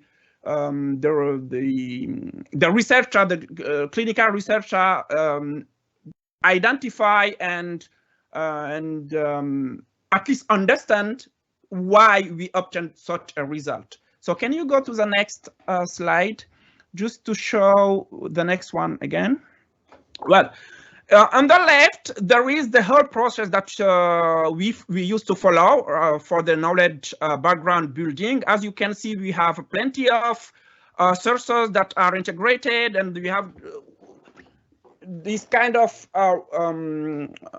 if I go back in the database area, actually roughly and traditionally, we have this extraction, transformation, and load process. So we have here extraction process. We transform them using some wrappers and algorithm in order to harmonize this and then load in the knowledge graph. And in the right pan here, you have the current knowledge graph as we have it, and with the different link and also the occurrences, the number of occurrences between the nodes. For instance, if you can see here, we have some we have links between the compound with the genes, which and the relationship between these, which is actually a semantic relationship that is got from a particular ontology, which is the relational ontology, is if affecting. Or for instance, we could have also between gene and disease, where we have the causes conditions, or between disease and phenotype, etc., etc. And if I have here, because we have already tried some link prediction algorithm in order to see whether it will be possible to have this possible link between molecules and target and protein and gene. So this is one typical example that we get from our process, the spironolactone and the glutathione synthesize. And we have found in the literature, yes, there is a possible link between the glutathione and the spironolactone. There is basically a study which is undergone, on trying to see if this is really a possible, link between this indication and the particular molecule. And if you can see just, underneath the tables, we can see here with some scores, trying to explain how we are able to identify this, the relation between the molecules and the particular target. And we can see here the occurrences of how important a particular relation is in the process of discovering, you know, the hypothesis that we identify. So this is roughly one of, you know, the typical example where we try. If you can see, we have computer science technology. We have these chemicals and pharmacokinetic, like our one of the previous talk, but also this machine learning and AI technologies. Can you go to the next slide, please? Well, this one is just to highlight some project or research that we are conducting, and one of them is actually related to handling or tackling the COVID-19. And we also did a study with some countries, 5 countries in Africa, and developed or adapted, because we haven't really developed a new things. We rather try to adapt a contact tracing technology using the Bluetooth and mobile technology, and we are now trying to evaluate this in Burkina Faso, in refugee camps, to see whether it is relevant or not. And apart from that, also we tried to use some intelligent chatbot. So how we can use NLP, natural language technologies, question answering, in order to try in local languages, in these local languages, tackling these fake news in order to provide really accurate information that we gathered from the World Health Organization. And this is jointly done with a company, actually, which is, I think the company, the headquarters is in Canada or in the United States. It's a Veyamo, which used to work with low literate people, and they have a mobile-based platform where people can call and have information regarding health, but also agriculture, etc., etc.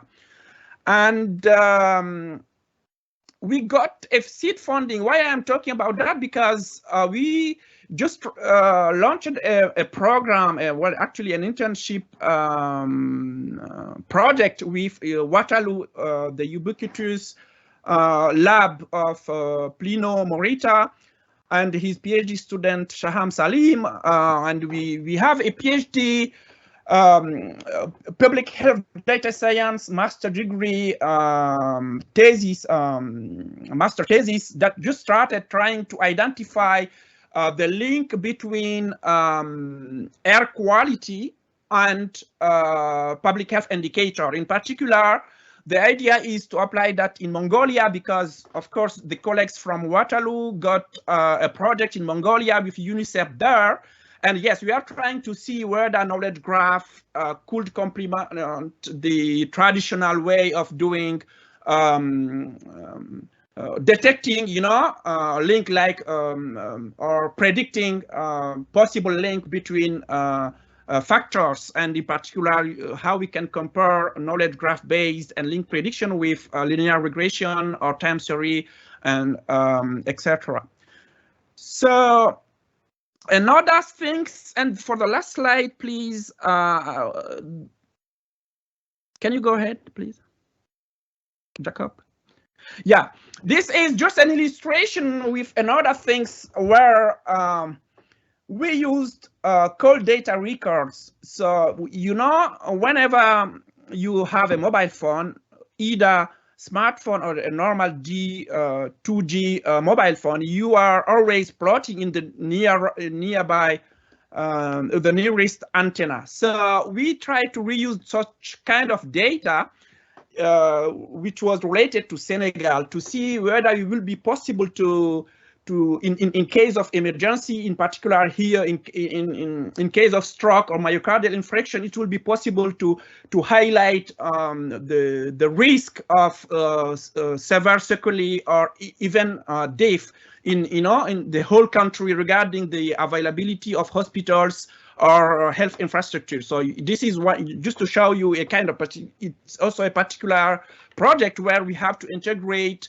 maps, we have to integrate contextual information, geographical location, cold data records, but also health-related information, prevalence of disease, etc., in order to show, a kind of end tools for decision makers. So can you go for the next one? I think it's the last one. So these are the colleagues that we are working with, and Narissa Karmali, who is the internship student between us with Waterloo, is not here, but because she just joined us actually. So thank you, and I am, of course, happy to answer to your possible questions. Thanks. Okay, thanks, Gaio. So first question, similar to I asked Patricia, and William, was about the data. You've looked at so many different areas. Is there a number or a threshold of when you have enough data to make a reasonable conclusions and things from where's that data tonight? Because it's under this topic of big data. Where's that threshold? Well, it depends actually to the project. For instance, if I take the cold data record and this project from Senegal, we had actually billion of tuples, okay? Billions of tuples, because it was 1 year data that we got, and they are really very huge. And if I take can you go back just to the graph where I have, the result of the graph, not this one. Here we have billions of data actually, but if you go back really, where I have the result of, here you can see actually the nodes. I can tell you, if we plug everything together, we have millions of tuples. So they are represented in triples, what we call RDF, maybe research data framework. So it's subject, predicate, object. So actually it's roughly binary relation between nodes, okay? So we have millions of tuples, and we work on that. I don't know if really I answered the question or not. Oh, no, you did. It was when I was listening to Jill talking earlier, and she talked about 250,000 samples to be able to, learn and effectively make some conclusions and recommendations. Is there a threshold there for you that you're looking for a certain number of for us points? The threshold is roughly in the of course, first we need to have enough data, and one of the target of the PhD is just to see exactly the quality and the quantity of the data, because sometimes if you add more data, it could lead you to fast conclusions. It could happen actually. However, so the idea is to see how first the quality of the data, and then how it could impact the quality of the result. So this is roughly, the target of the second PhD thesis. However, what I can say also is we have a kind of threshold in terms of what we provide to the end user clinicians. So because we if you can see, we have some scores. So we know, for instance, at the what we call P at 10%. So the idea is to have, F score of 80% in the P of 10%, okay, to say, well, this could be valid, and we can show that to the end user in order to go further on that. So there are kind of threshold that we use for selecting, the possible candidate at the end. Okay, great. Well, thank you very much for your chat today. We're up for time, and appreciate your participation, and good luck with your ongoing research. Thank you. Bye. So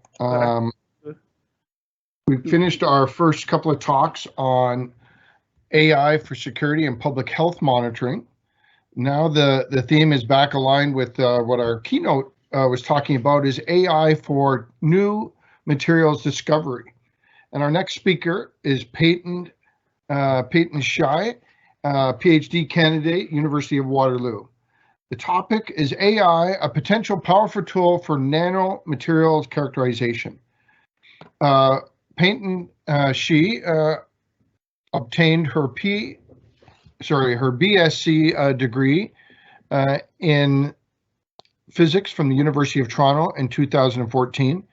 In the summer of 2013, she conducted a research project at Jülich in Germany on AU-free ion nanowires, which gave her much appreciation for nanotechnology. Peyton joined the group first as a master's student in September of 2014. Then in 2015, she transferred to the PhD program to continue her project focus on epiaxial growth and fabrication. I just want to mention that this is a not very updated bio. So I'm now, I just finished my PhD and now I'm working as a research associate in the group. And thank you so much for the introduction. Oh, that's great. So we're going to get you to share your slides and turn it over to you, Peyton. Okay, we can see your slides now, and you've got till about 11:20 with presentation and Q&A. Okay, yeah, thank you. Thank you very much for your introduction. So hello, everyone. I am Peyton from the QNC MB lab, and now I'm working as a research associate there.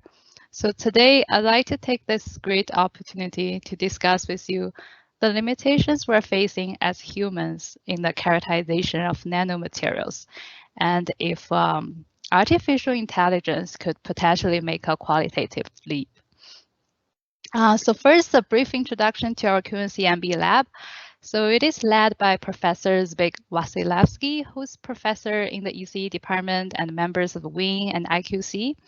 So this lab is located in QNC at Waterloo with a Vico Gen 10 molecular beam epitaxy system for 3.5 semiconductor nanostructures. And we have ongoing collaborations ranging from the development of topological quantum computers, terahertz quantum cascade lasers, single and entangled photon emitters, single photon detectors, and many more. And actually, the terahertz Q cells we developed with MIT recently established a world record for high temperature operation and have been participating in NASA-sponsored telescope missions. So crystal growth is a complicated process which involves both thermodynamics and the surface science. And the advantage of MBE is that materials can be grown with very high purity inside the ultra-high vacuum chambers. And more importantly, it allows for the most precise growth control among all crystal growth techniques. And such precise growth control are enabled by many in situ monitoring tools. And we also have several ex-situ characterization equipment in the lab for quick assessment of the growth, while more sophisticated characterizations we do them outside of the lab to further understand the growth dynamics and to optimize the materials. So what we will look into more details today are the metamorphic buffers that consisted of antimonites that we grow for indium antimonide quantum Weyl heterostructures. So these quantum Weyl structures require a smooth surface morphology and a low dislocation density for the pursuit of error-free topological quantum computing with Mariner particles. So this is a collaborative project with the coherent spintronics group of IQC at Waterloo. And actually not just for this project, the development of metamorphic buffers are essential for a broad range of applications in electronics and photonics, just by enabling new technologies with materials grown on dissimilar substrates, such as 3.5 semiconductors on silicons. So now let's look at these antimonide buffers more closely.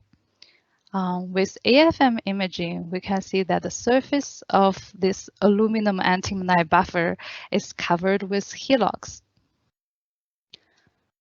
which has been first predicted by the famous BCF theory in 1951 as a result of the spiral growth around threading dislocations.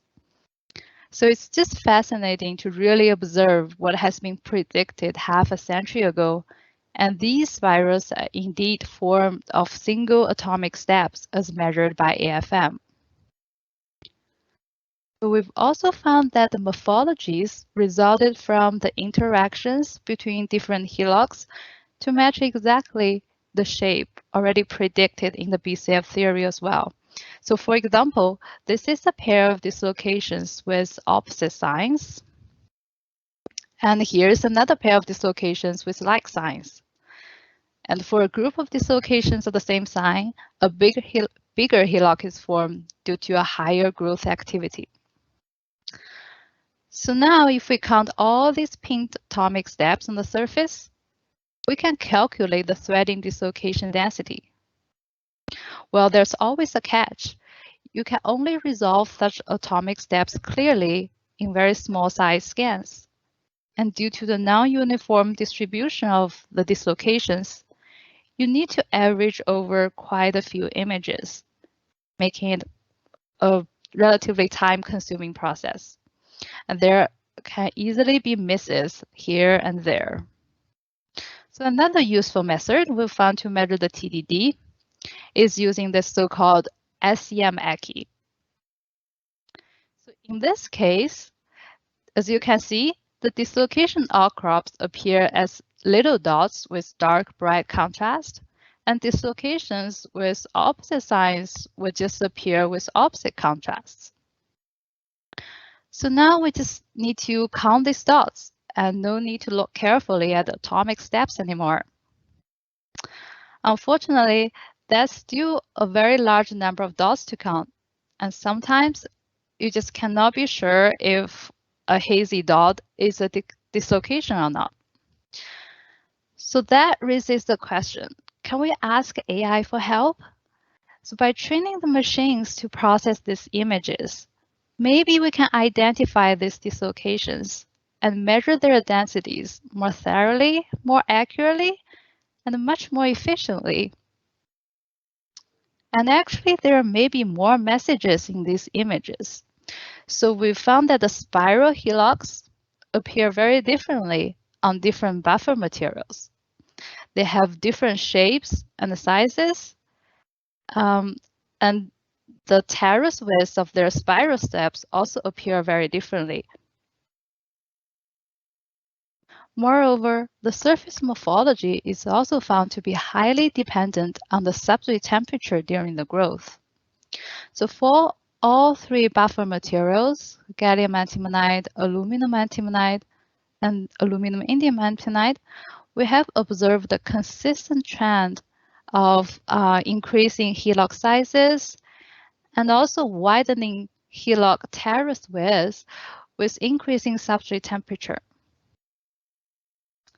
So the change in the surface morphology is directly related to the changes in the growth dynamics, which can be described in parameters such as surface diffusion length, step energy, and etc.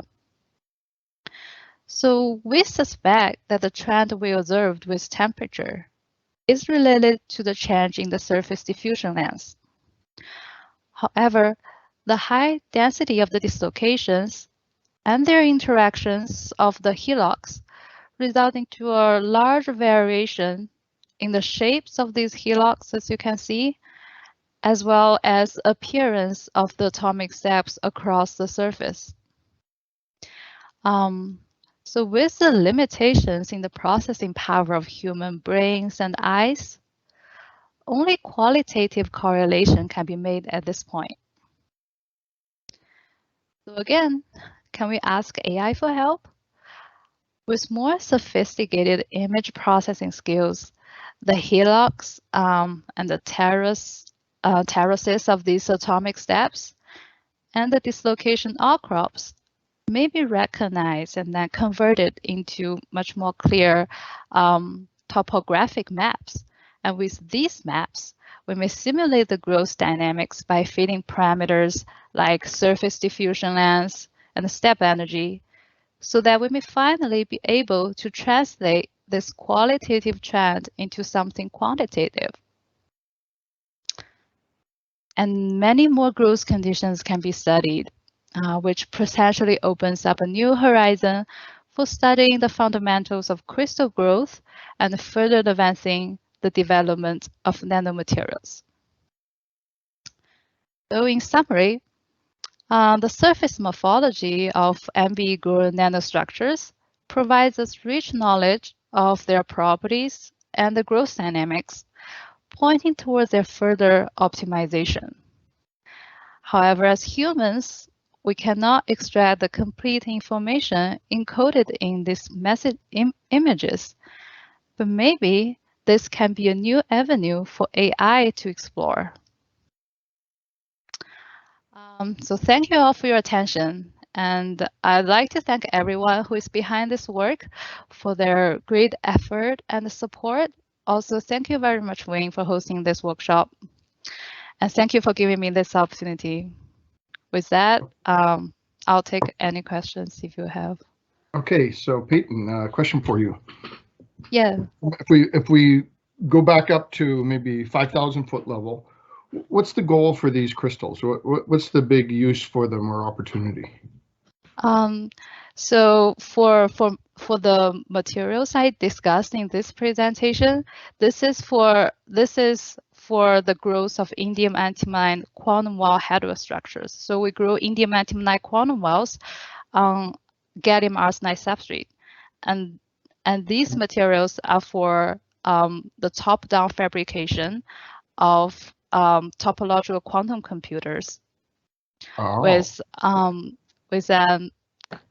like very sweet Mariana particles, if we can really engineer to have them. Okay.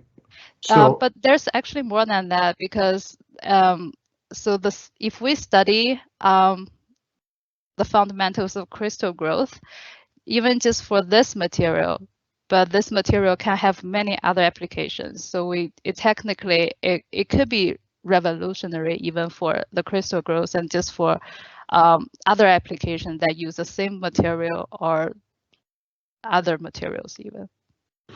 Excellent. Is there other possibilities you can elaborate on for some crystal growth studies you're looking at? Yeah, so as like I mentioned, so we already observed a trend with temperature, that is with different growth temperatures. We see a trend of how the atoms will move differently at different temperatures. And we suspect there are also other trends with other growth conditions. So there are many things we can study. And the thing is that crystal growth is like sometimes, even though we have a lot of monitoring tools, but that we cannot interfere the growth with them. So it's still like a black box to most of us. And this surface morphology actually just opens up a window for us to see what is going on during the growth. So by processing these images, if we can map them into, like, we can use AI to recognize the patterns and see how these atoms are actually formed on the surface. And if we make them into something that can be easily interpreted, we can make this trend that we observe that is quantitative to a qualitative into something really quantitative, and give us more valuable information on how we would optimize these materials. Okay, very exciting. Very exciting. So I just want to thank you and wish you best wishes on your research and learning. And thanks for participating in our event today. Yeah, thank you very much for the opportunity.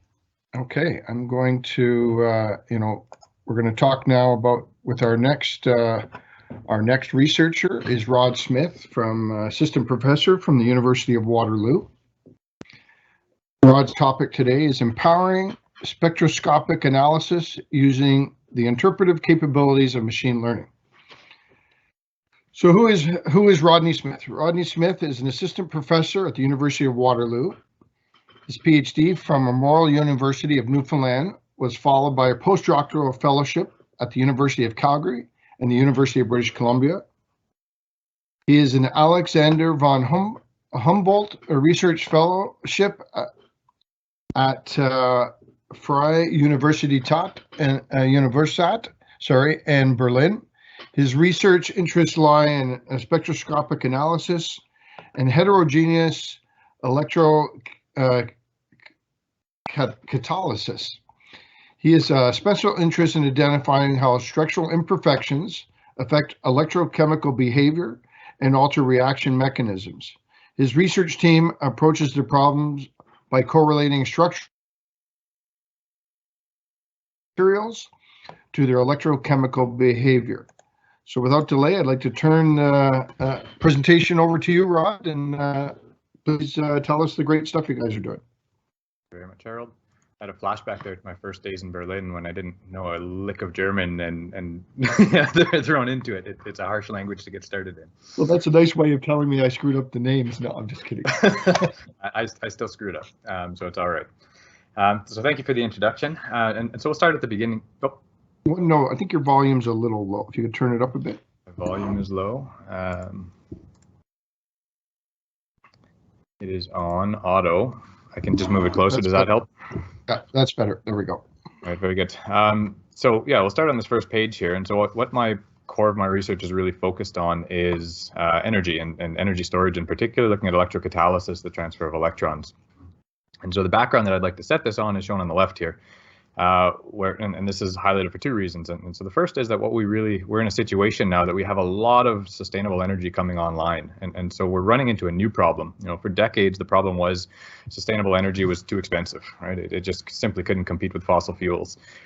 We're now in a different situation where the cost of photovoltaics or wind power is more than competitive with most fossil fuels. And so it's, you know, it pays off to actually install this. And so we've got this glut of energy that's coming to the market. And this has introduced a new problem, and this new problem, of course, is that this is unreliable energy. It's generated on site on whenever the sun is shining or the wind is blowing, and so this is not necessarily when we want to use it. And so this is one advantage that fossil fuels still have, is that, you know, they stay in their liquid or gas form, solid form, until we need them, and then we burn them, right? And so what we need to do is try to find a way to take the sustainable energy and make it into something that we can store and use it over a long period of time. And so my focus here is on looking at the chemistry behind that, and so specifically in synthesizing fuels. And so what we pair together is a catalyst for oxidation and reduction. And what we're essentially trying to do, the vision of many people around the world, is to take electrons and protons from water. We can use those electrons, pass them over to another electrode, where we can combine them with protons and some other species. Maybe it's just protons themselves to make hydrogen. Maybe it's CO2 to make something like methanol or ethanol. And we end up with this fuel that we can use, and then we run the process in reverse. And so this allows us to balance some of this. So that's one, is that we've got this big glut of electricity, and we need to find a way to deal with it. The other is that there's a lust these days after new materials, right? We want to invent new materials. We want to have these giant breakthroughs. But the lesson in photovoltaics is that we don't necessarily need new materials. We need better ways of using the materials we have.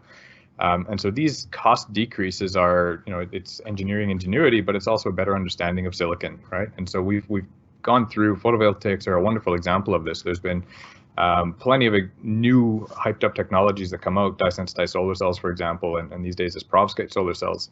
They're very promising materials, but silicon is still king, right? And so all of the technology that's out there is based on silicon, and it's really incremental advances that have enabled all of this. And so I think that this is really important. We need to shine a lot of attention on that. And so what we tend to do in my group is use vibrations. And so, you know, here's an example of water, just a nice simple system. And what we know about vibrations is that all of these atoms are always moving. And so when we do spectroscopy, we can probe these specific interactions. And so I'm showing these here because it gives us a nice couple of vibration simple things, but these different fundamental vibrational modes that we can study. Now, the number of modes that we see is based exclusively on symmetry, right? And so it's the arrangement of atoms in space. And so we can take that information, so we have a number of modes. Each one of these vibrations, for example, if we take the center one, it has a very distinct motion, right? And so this would be described as a stretching motion.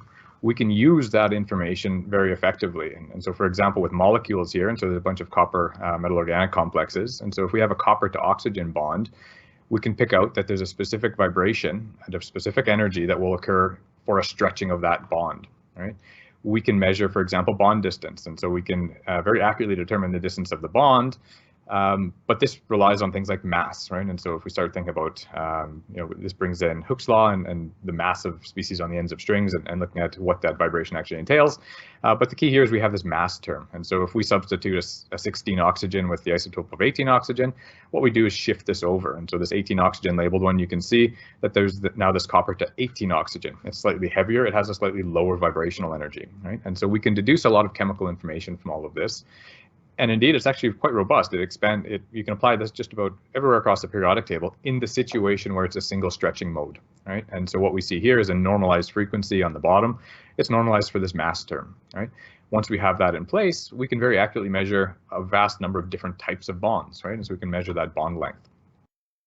Now these are in molecules. Molecules are nice. They're clean. They're well defined, and they're pure. At least if you're good at what you do, they're nice and pure.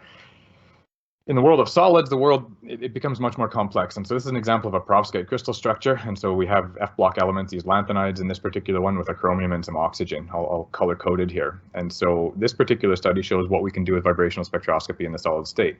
And so here we see that there are a lot of different vibrations, there's a lot of peaks that appear, and these all have fundamentally different vibrational modes, right? And so where water had these 3 simple vibrations, there's a lot of different vibrations here, and each vibration entails the movement of multiple atoms inside of that structure.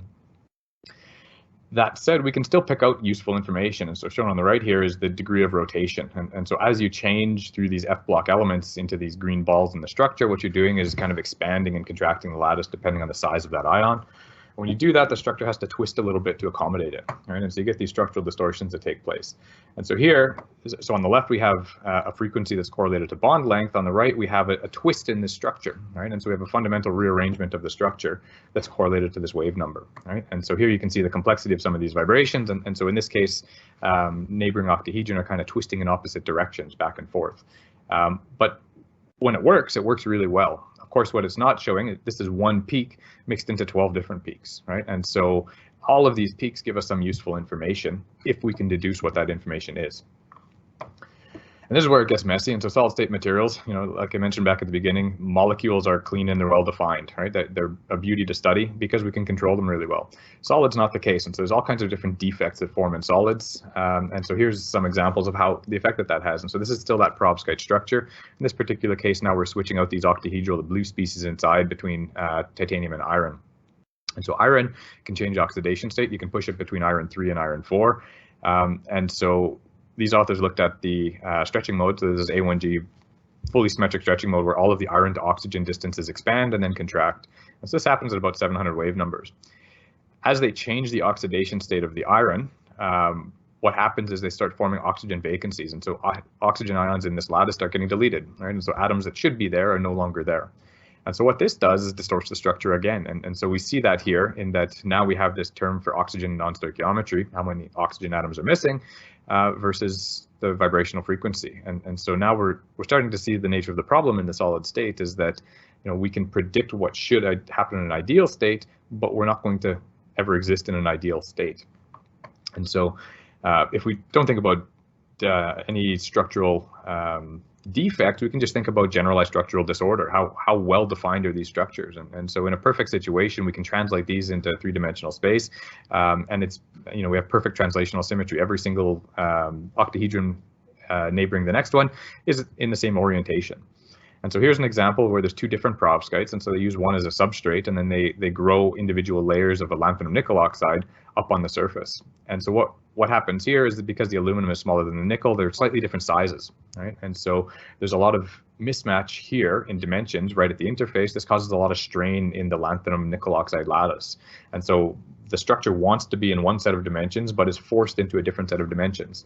And so we can see that here. And so as you increase from 3 unit cells up to 11 unit cells, basically what we're doing here is starting from a thin film and going thicker and thicker, we get that same situation. And so we have a shifting of the peak and a changing here of the peak width, right? And so we have all of these different features that contribute to what we actually observe in the Raman spectrum.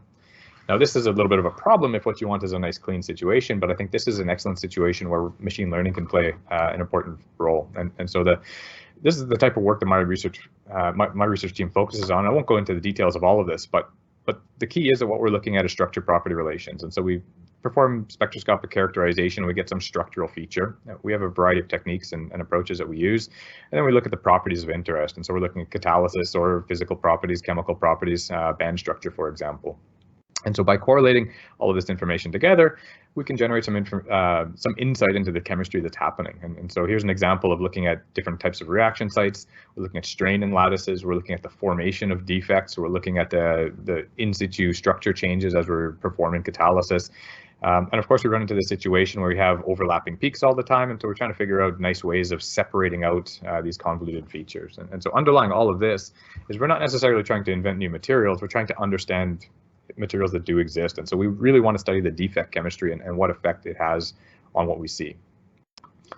And so I'll provide two different examples here today of explicitly what we're doing and how machine learning is factoring into it. And so in the first one, again, what we're interested in is splitting water. And so if we take water, take the protons and electrons out of it, we can make oxygen. We can combine those at a different, the protons and electrons at a different surface to make hydrogen. And so we've made a fuel.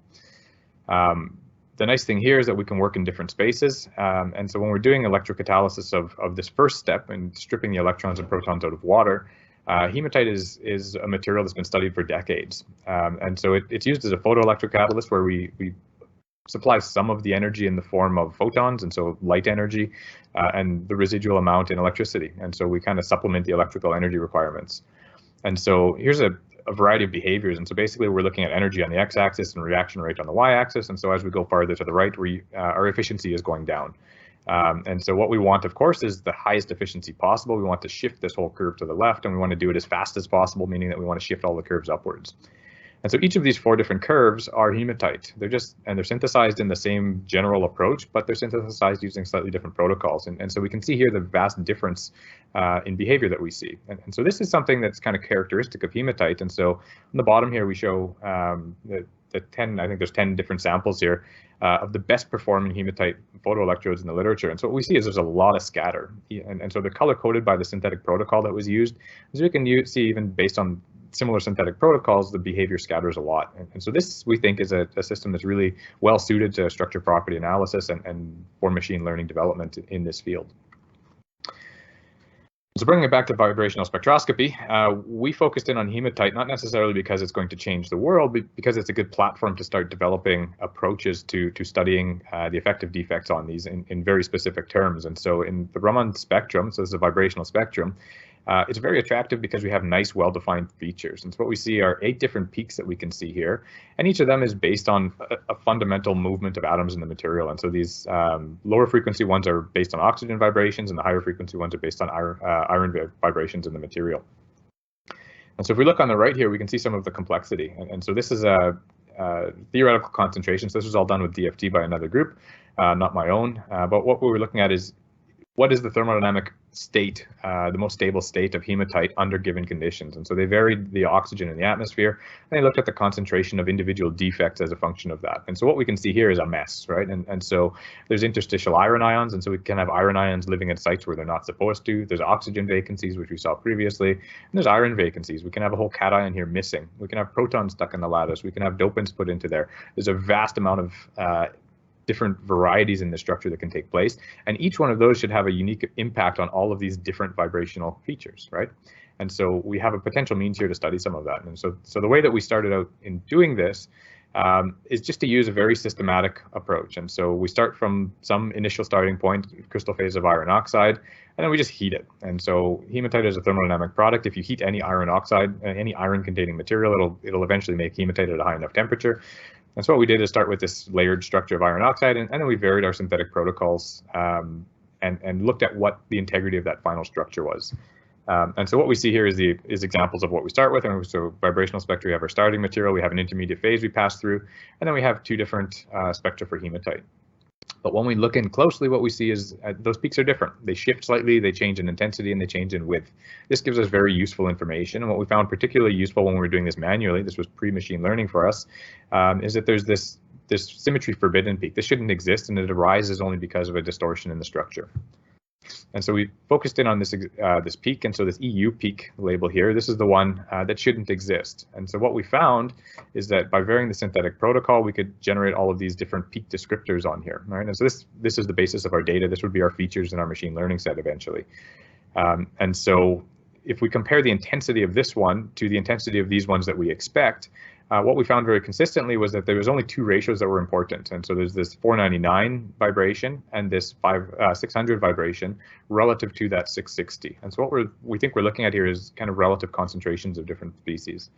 And so we can correlate it within just kind of structure-structure correlations. And so if we have this as a descriptor of some sort of distortion in our structure, we can look at the width of vibrations. And so if we look at all of these different metal-oxygen vibrations, we can see the same exponential type of relationship as what we saw earlier in some of those idealized situations. And so what we're looking at here is kind of strain in the lattice that is having an impact on all of the vibrations in the material.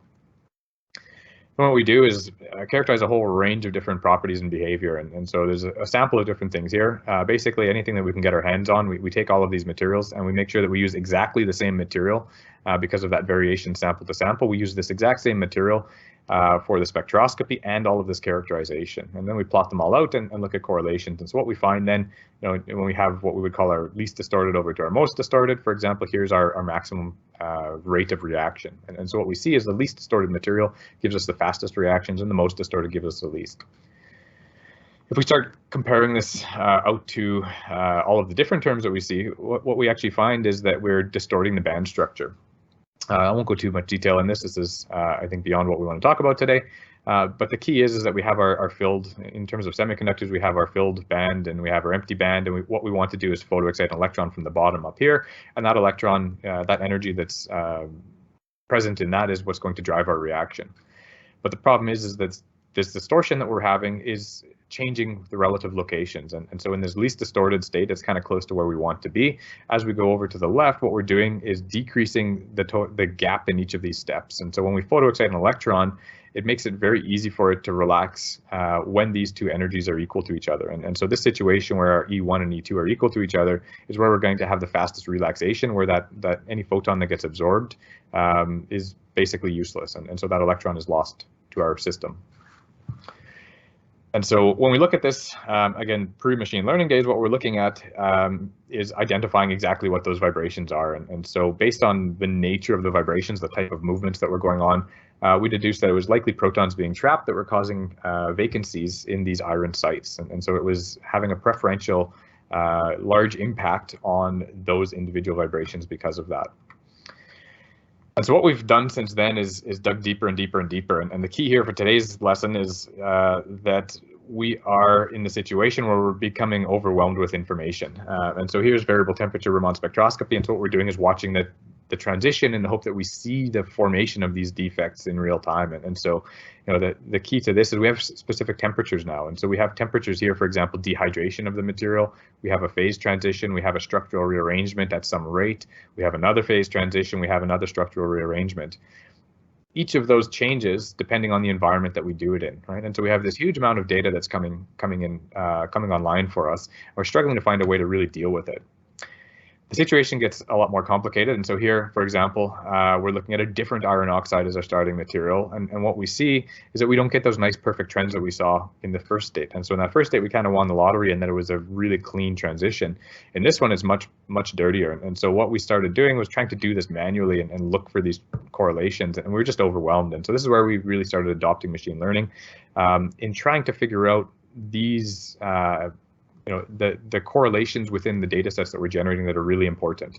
And so the end goal here is that we want to do complete defect analysis, right? We think that by looking at the peak intensity, the width, and the location of each of these 8 different vibrational bands, we should be able to do a complete defect analysis on all of these hematite, which we can use for quality control and for optimized synthesis.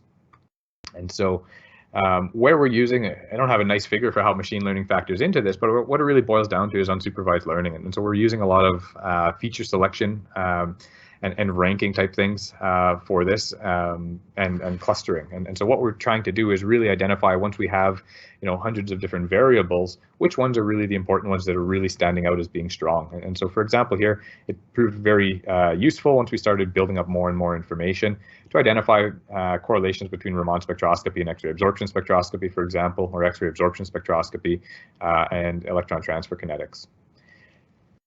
we discovered here that our skills needed refinement, and we needed a simpler system. And so this kind of goes back to our plenary speaker's discussion on where the data comes from. And so, you know, she had the $100 per data point tag listed on it.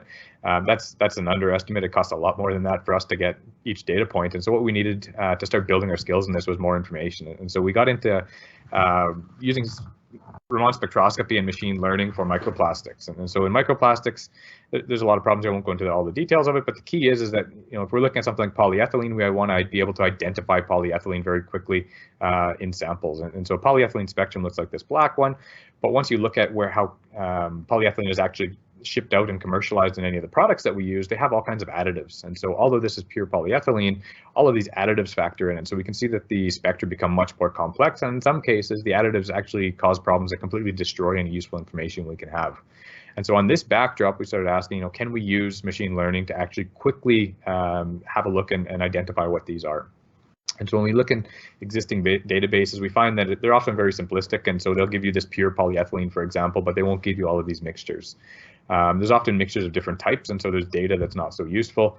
And if we start trying to scrape across the literature and across the internet, what we find is very inconsistent data, right? And so we started making our own with a focus on high resolution, making sure we had consistent large range, consistent protocols, and a large variety, right? We want to capture all of the variations of what exists out there. And so we created our own database for this. We're in the process of building it up and populating it. And in the background, what we're doing is mirroring this for our materials side of the research. And so we're building our skills here, and we're going to apply all of that information for the materials side. I'm going to skip through some of this very quickly because I think I'm going to run out of time. But the key is that what we're doing is our Raman spectra for this for these purposes are our data. And so we have a fairly small amount of data from the terms of machine learning these days, but it's working really well. And so what we have is our feature selection is our wave number, it's our energy, and then our spectra are all of our values. And so we have all of our classifications being the different types of plastic. We have 12 different types of plastic and over 200 data so far. And so the key with this, the way that we're structuring it is that we're labeling things cleanly. And so for, you know, Raman spectroscopy, the quality of the data is very important. And so we've generated ranks for, you know, is there fluorescence issues? Is there not? How good is it? We're storing raw data, process data, and peak fitted data. And so it opens up, you know, doing something quick and on the fly in an online system or doing something in an automated sense. We have the full range of vibrational region that we can look at and the half wave number. And so we can interpolate and have any spacing that we want, so we can adapt it to anybody's system that they want. On the machine learning front, what we start doing is augmenting this data. So 210 is not all that much, and so we build this upwards. We build it upwards by first installing blanks, and so we have kind of flat baselines, we have sloped baselines, we have Gaussian peaks. We introduce randomized signal to noise, and so we want to simulate, you know, if although we were identifying polyethylene, we can have an additive that has the largest peak, and so if we try to normalize this, the plastic we want becomes a minor signal, and so we randomize the signal to noise and the normalization of it, and then we do this feature selection. And so the key with feature selection is there's a lot of information here, for example, this region, where it's not useful, and so if we spend time computing information with all of these peaks, it's just a waste of time. And so we do feature selection, and you can see how it's picking it out. And then a lot of these features kind of pick out peaks that are dominant in one plastic and not another, right? And so it's the information we can use to differentiate the data. We do all of our hyperparameter optimization, and so what we end up with is, although we have a small amount of data, it's a strong enough correlation, strong enough separation of information that what we can do is start hitting, you know, 98% accuracy. And so we can do this very quickly. And so in this example, we're using 1 wave number spacing on our axis. Here's an example for 8 wave number spacing. And so now we run into this issue. And what we end up with is, again, we're hitting 98% accuracy in predictions for these in a very nice, quick algorithm. Of course, that's all simulated. What we want to do is apply this in the real world. And so here's an example where we take a bunch of plastics, mix them together, all these different microplastics. And so we do Raman mapping on this. And so this all looks like a solid, but in reality, what it is pixels. And so we move the laser over and we acquire spectra as we move across. And what we can see is it's actually remarkably accurate, even in the real world setting here. And so there's a couple of glitches here. For example, ABS is not present in here and it's identifying it in there. So we do have a few kinks to work out. But all in all, it's doing a very good job at identifying exactly what we see in very complex mixtures of materials. What we're interested, accuracy is one thing, speed is the other thing, and so here's a better example of what the pixels look like. And so this is done manually in the software that comes with the instrument. And so we take our white light image and we look at the intensities of different peaks and plot them out. And so we can identify here that these two particles are polyethylene, and all of these other spheres are polymethyl methacrylate. And we see some of the issues here that we get a lot of blank hits all over the place. It's saying there's polyethylene everywhere when there's really not. But something like this takes about an hour, right? If I was to sit down and do it. If we take this machine learning approach, what we can do is really dramatically speed this up. And so if we go from we can change how long we focus the laser on each point. And so we can go anywhere from a 43-minute experiment down to a 2.5-second experiment. And so what we can see is in the 2.5-second experiment, we've increased orders of magnitude here. Speed, we're losing some points here because we're missing really these small points, but it's still remarkably resilient to all of this. And so, it's paying off really well. On the identification front and on the back side, like I say, we're mirroring all of this on the material side. So we're trying to optimize materials discovery or materials refinement, let's say, through machine learning approaches. And so with that, I think I've run out of time here.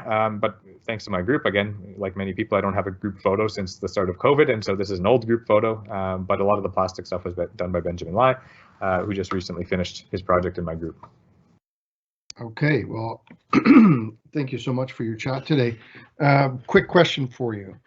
Yep. You all grew up with the Moore's Law and how the computers kept getting smaller and smaller and smaller. Is that the goal here, that we're going to have more dense energy storage? Is that the high level goal? There's a range of issues. I think really what it is, from my perspective, is flexibility. And so, in a scheme like this, what's not really captured, I've generalized it, it's A goes to B. This reaction is what's going to actually store our energy. I think this reaction can be applied anywhere in the world, but this reaction really has to be tuned to local environments. And so what people are comfortable storing and what resources they have. And so, there's variations. Hydrogen is obviously the one that catches the most attention, but there's a lot of efforts to do CO2, for example, to fuels. There's looking at nitrogen cycles. There's looking at various carbon cycles. There's a lot of different types of reactions we can do here. And so, from my point of view, I think the real important thing is understanding the capabilities and the limitations of each individual material. These thin little orange and green slices, what can they do, right? And so understanding better their structure, their behavior, and how we can tune that by controlling their synthesis or the environments that we use them in. Okay, well, thank you so much for your talk today. Very exciting research. Good luck in the future. Thank you. Okay, well, we're going to move on to our next speaker. And our next speaker is Scott Hopkins, Associate Professor, University of Waterloo. His topic today is machine learning, molecular properties from mass spectrometry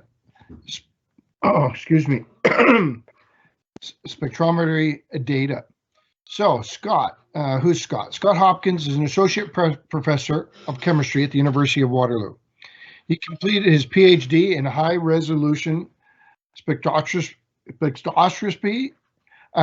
in 2006 at the University of New Brunswick, then undertook postdoctoral studies in photodissociation dynamics and gas phase cluster science at Queen's University.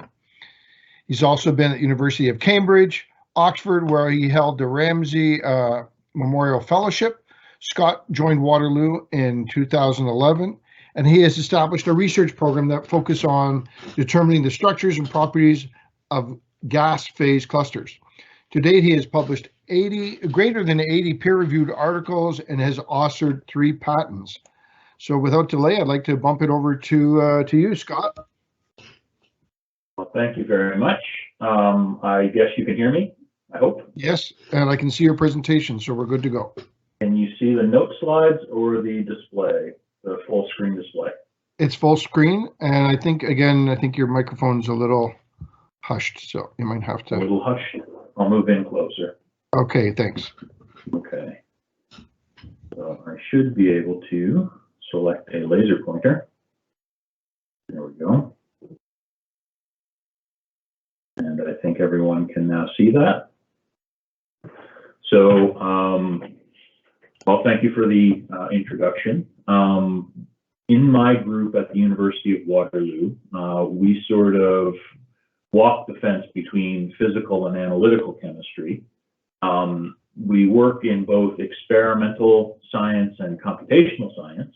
On the experimental side of things, I tend to focus on mass spectrometry, ion mobility spectrometry, and laser spectroscopy. And on the computational side of things, we tend to work in quantum chemical calculations, molecular dynamics, simulations, and of course, machine learning, hence the reason I'm here.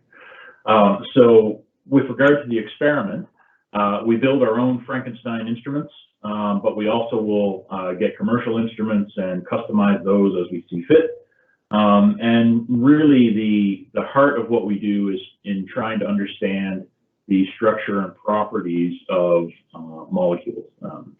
Because we're dealing with mass spectrometry and ion mobility, it tends to be charged molecules that we look at. But in principle, those charged molecules can be correlated to the properties of neutral molecules as well. So what I'm showing here is a commercial mass spectrometer system, what it looks like in our lab. And the key thing that we've been focusing on for the last, well, better part of a decade now is this little front end device. That's actually the housing of it that you can see. The actual device itself is about the size of what? Say like a box of staples or something like this that sits in the front of the mass spec. And basically what we do is produce charged analyte species. So we'll protonate or deprotonate a molecule, send that into the mass spec where we can essentially weigh it to determine what the mass is. And you can do tricks there.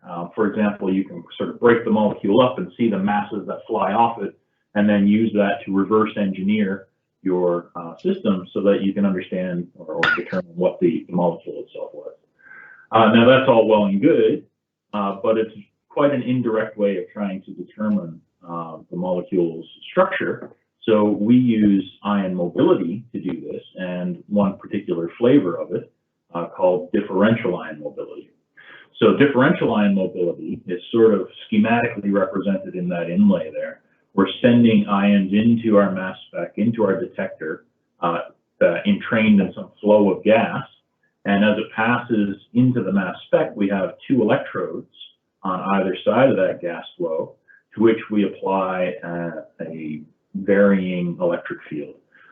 So that electric field goes high voltage, high field in one direction for a short amount of time, and then low field in the other direction for a longer time. And of course, because these are charged particles, they're getting pushed back and forth. And it turns out that the way that an ion moves under the high field condition is different than the way that it moves under the low field condition. So, like I say, for the last 10 years or something, we've been working on this. And I won't dig into the nitty-gritty details of the physics, but I'll point out that there are really two phenomena that will dictate what's going on here. One is associated with something called the collision cross-section. So your collision cross-section is basically giving you the orientationally average shape of your molecule, and that determines how often the molecule will undergo collisions in this high pressure environment. And because we have this alternating electric field under the high voltage condition, we have an acceleration that's occurring, and under the low voltage condition, because it's going in the opposite direction, we get a deceleration that pushes our ion back in the opposite direction. And it turns out that the motion depends on how that collision cross-section changes over time, and the field-induced acceleration being opposed by the collision-induced deceleration that's occurring. The second phenomenon that we have happening is one that's a temperature-dependent phenomenon. Because we have an acceleration that's happening and our ion is getting pushed to a high velocity, it means that it's locally hot. So if you can imagine yourself sort of sitting on that molecule and getting pushed along through gas, what you see is really high energy stuff flying at you. So that means that your environment has a lot of kinetic energy. And what that means is that whenever you undergo a collision, you get a lot of kinetic energy that's being dumped into the ion. And as a result, your quantum state populations change. And it turns out that the change can actually be quite dramatic.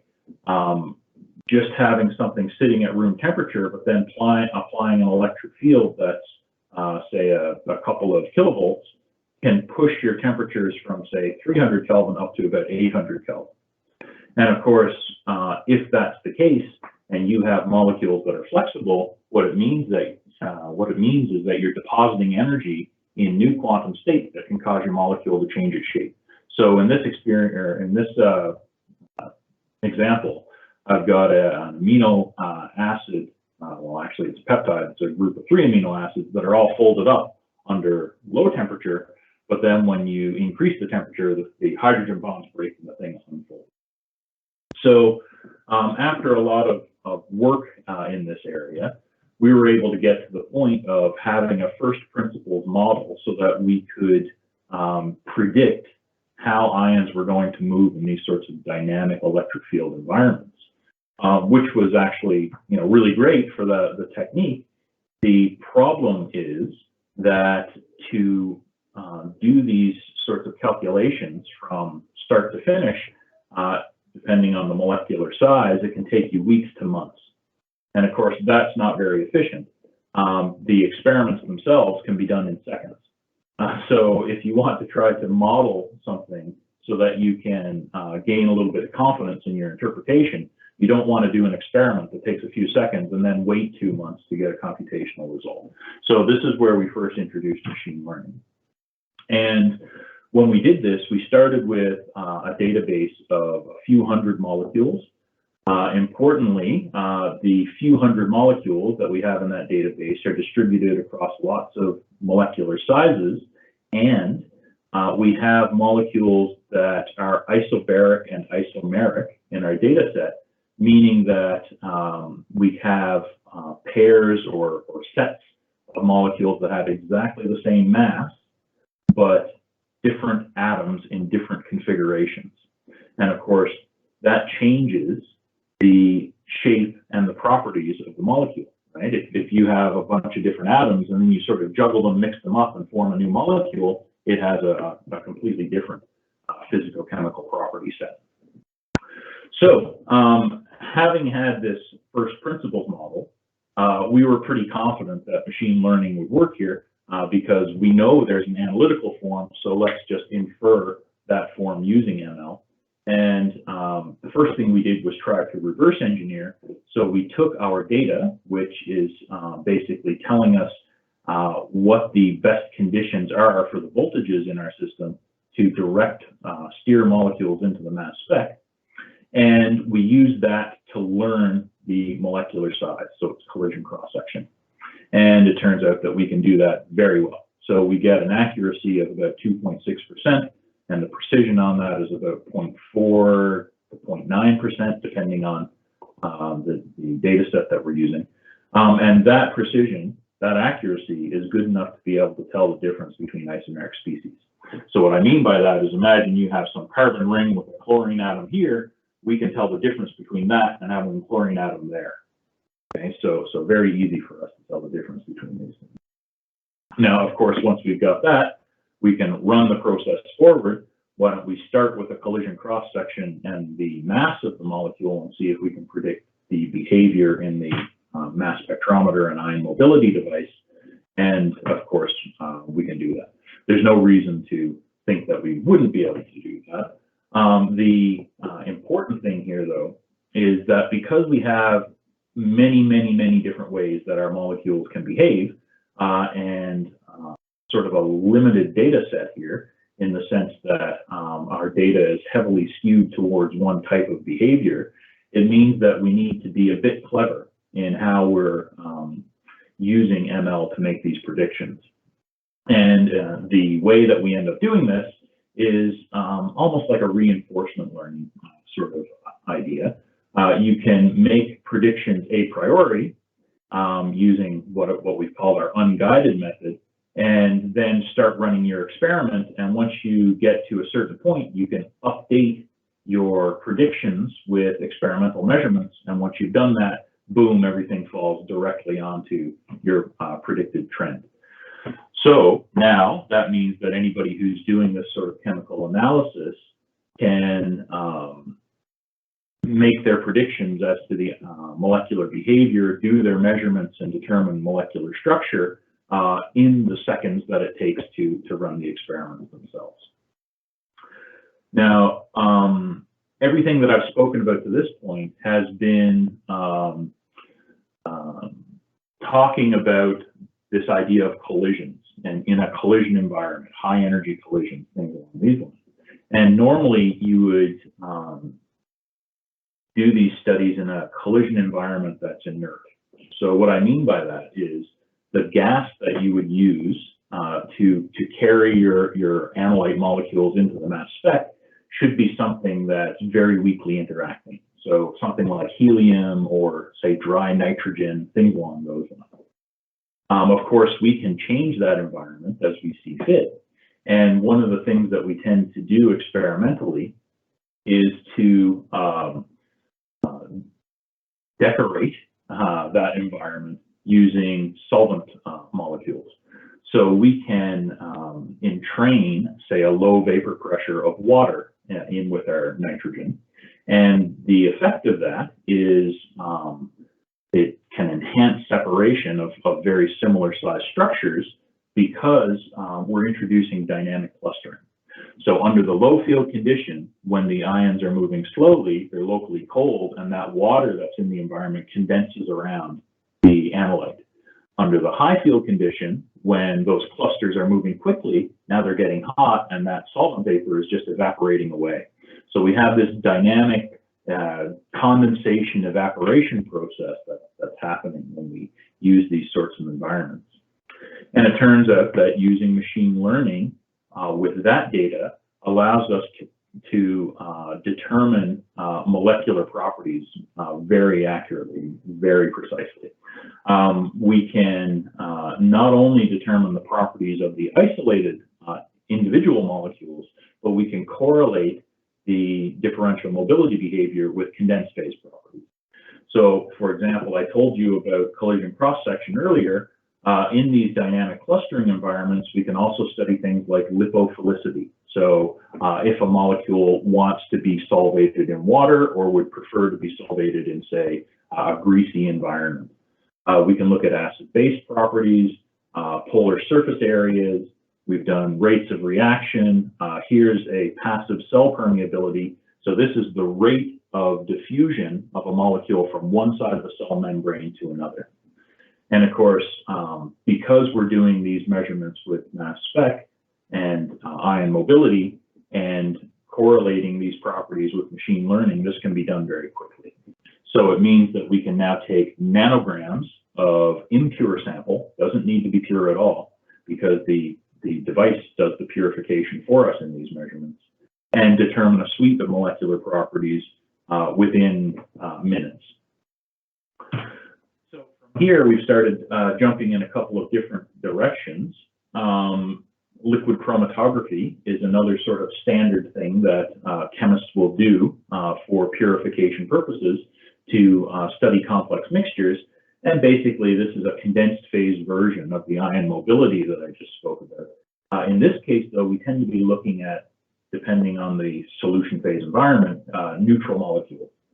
And the retention that's happening, the mobility that we're observing, depends on how these molecules interact with the stationary phase, the solid stuff that's packed into that column as the solution runs through. So basically taking these retention times, so how long it takes the molecules to move through that environment, we can use that as a feature in pretty much the same ML type treatment to predict molecular properties from that data. And we've done this with a couple thousand compounds at this point. We test all of these models with multiple different ML algorithms. And we also look at the learning curve, so how our errors evolve as a function of the size of the data set, so that we can get some sort of understanding of what our threshold error will be and precision will be at the end of the day. And of course, as Rod mentioned earlier, it's important to understand what features in your data set are important. So we do the same sort of ranking where we're looking at all of the different features that we might include. And of course, in this case with the liquid chromatography, the experimental retention time turns out to be the most important feature.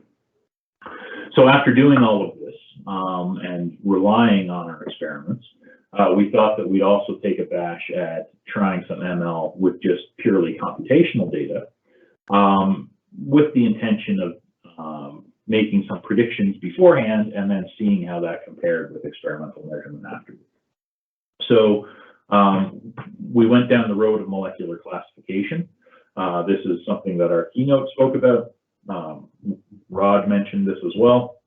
And the main question here is, if you're trying to do these sorts of things, what is the best machine learning approach that you can take? The answer to that question is actually all of them. The approach that we take is one of ensemble stacking. So we have some molecules that we're interested in, and being chemists, we know that you can represent molecules in multiple different ways. So you can think about molecules based on their composition in terms of the atoms, their composition in terms of the functional groups. You can think about molecules in terms of how they are connected. So for example, you can represent a molecule as a graph. So this would be a graph convolutional network approach that we're taking here. You can represent molecules in terms of their three-dimensional structure, their quantum structure, their electron distribution, et cetera, et cetera, et cetera, et cetera. And if we take all of these approaches with a small data set, what we end up with is finding that each of the individual models don't perform very well. These are weak learners, and that's the reason why you tend to need hundreds of thousands or millions of examples to do really good ML. However, if you combine all of these weak learners using ensemble stacking, you can actually generate some strong learners. And when you have a strong learner, it means that you don't need very many data points to find a really good correlation. So the plot that I'm showing down here is giving a harmonic mean, which is a statistical measurement for the accuracy and precision of your model. And you can see single models don't perform well. If we do a meta-analysis of the single models, they perform marginally better. But if we then stack these, I think it's 20 single models together in an ensemble method, now we're getting up to like 90% accuracy. And the important thing to note here is that this harmonic mean method is considering false positives and false negatives in the prediction as well. So if we take, for example, these 658 molecules that I've scrubbed from the internet, and we look to try to make some prediction of azole antifungals, we can make our prediction with an accuracy of about 99%, but that isn't really the whole story. If you look at the F-score, it's much lower, and what that's telling us is that we have some false positives and false negatives in our prediction, and those are the interesting molecules. Because if we look at an azole antifungal, we have these azole groups in the molecules, and you can see that our azole antifungal here looks pretty similar to a pesticide molecule. And likewise, pesticide molecules look very similar to azole antifungals. The reason being that azole antifungals are pesticides. So having sort of a generic, broad, open label isn't a limiting factor here. We can actually do the molecular classification very quickly with very few data points and get some really high accuracy. So all of that now to say, just to wrap up quickly, machine learning has enabled us to determine properties from our mass spec data. There's lots of work to be done. Practitioners need to be more than statisticians in these cases. You do need to understand a little bit of the chemistry and physics, mostly so that you can identify good descriptors, good features. And this idea of ensemble stacking is, in my opinion, a real way forward for dealing with complex data sets composed of weak learners. You'll find that if you have different feature descriptions and different ML algorithms that you're using, those different models can address and identify slightly different trends. And when you combine them, now you end up with a strong learner. So I will finish with that. There's my group of workaholic geniuses who actually did everything that I told you about today. And of course, if you have any questions, I'm more than happy to answer those for you. Okay, Scott, so thanks for the presentation. I'm going to ask you a high-level question. What's the big win here? What's the goal, the thing that we're going to raise the flag, put the first man on the moon kind of approach? What's the big win we're looking for here? So there are several big wins. How about I give you an example of a good win? Perfect, perfect. So I'm currently working with a consortium of folks that are interested in treating water. We have a problem in Ontario right now with something called PFAS, poly and perfluorinated alkyl substances. So these are contaminants that are persistent, meaning that natural processes don't get rid of them. And the US has identified these as being really bad things, and we need to do something about it. So a lot of treatment facilities in the US will dry down solids and turn it into fertilizer that they then export to Canada, and we spread on our farm fields in Ontario. So we're throwing PFAS in our crops here, and now there's a flag that's going up saying, holy moly, we better figure out what's going on and where. And we're now working with a water treatment group that first wants to identify if there are PFAS in the samples. And PFAS is a large group, like 4,700 molecules. We don't know what the properties of those molecules are, and we don't know when we treat them what the properties of the degradation products are. So the last thing you want to do is to treat a contaminant and turn it into something even worse. So we need to do those things on the fly and try to get them done quickly, and that's what this sort of technology can help with. Wow, this looks very exciting. Mm-hmm. Well, thank you very much. Well, I appreciate your presentation today, and best of luck in application, the water treatment one you talked about, and others. And we're going to take a brief break right now, and then we have our final two presenters from Bordeaux.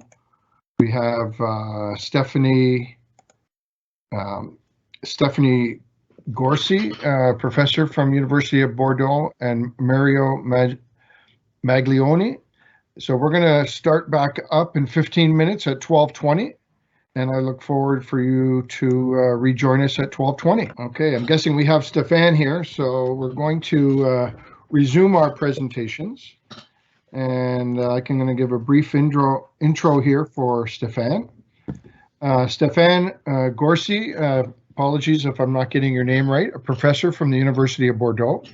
The topic today is machine learning, assisted design and development of high entropy alloys. So who is Stefan?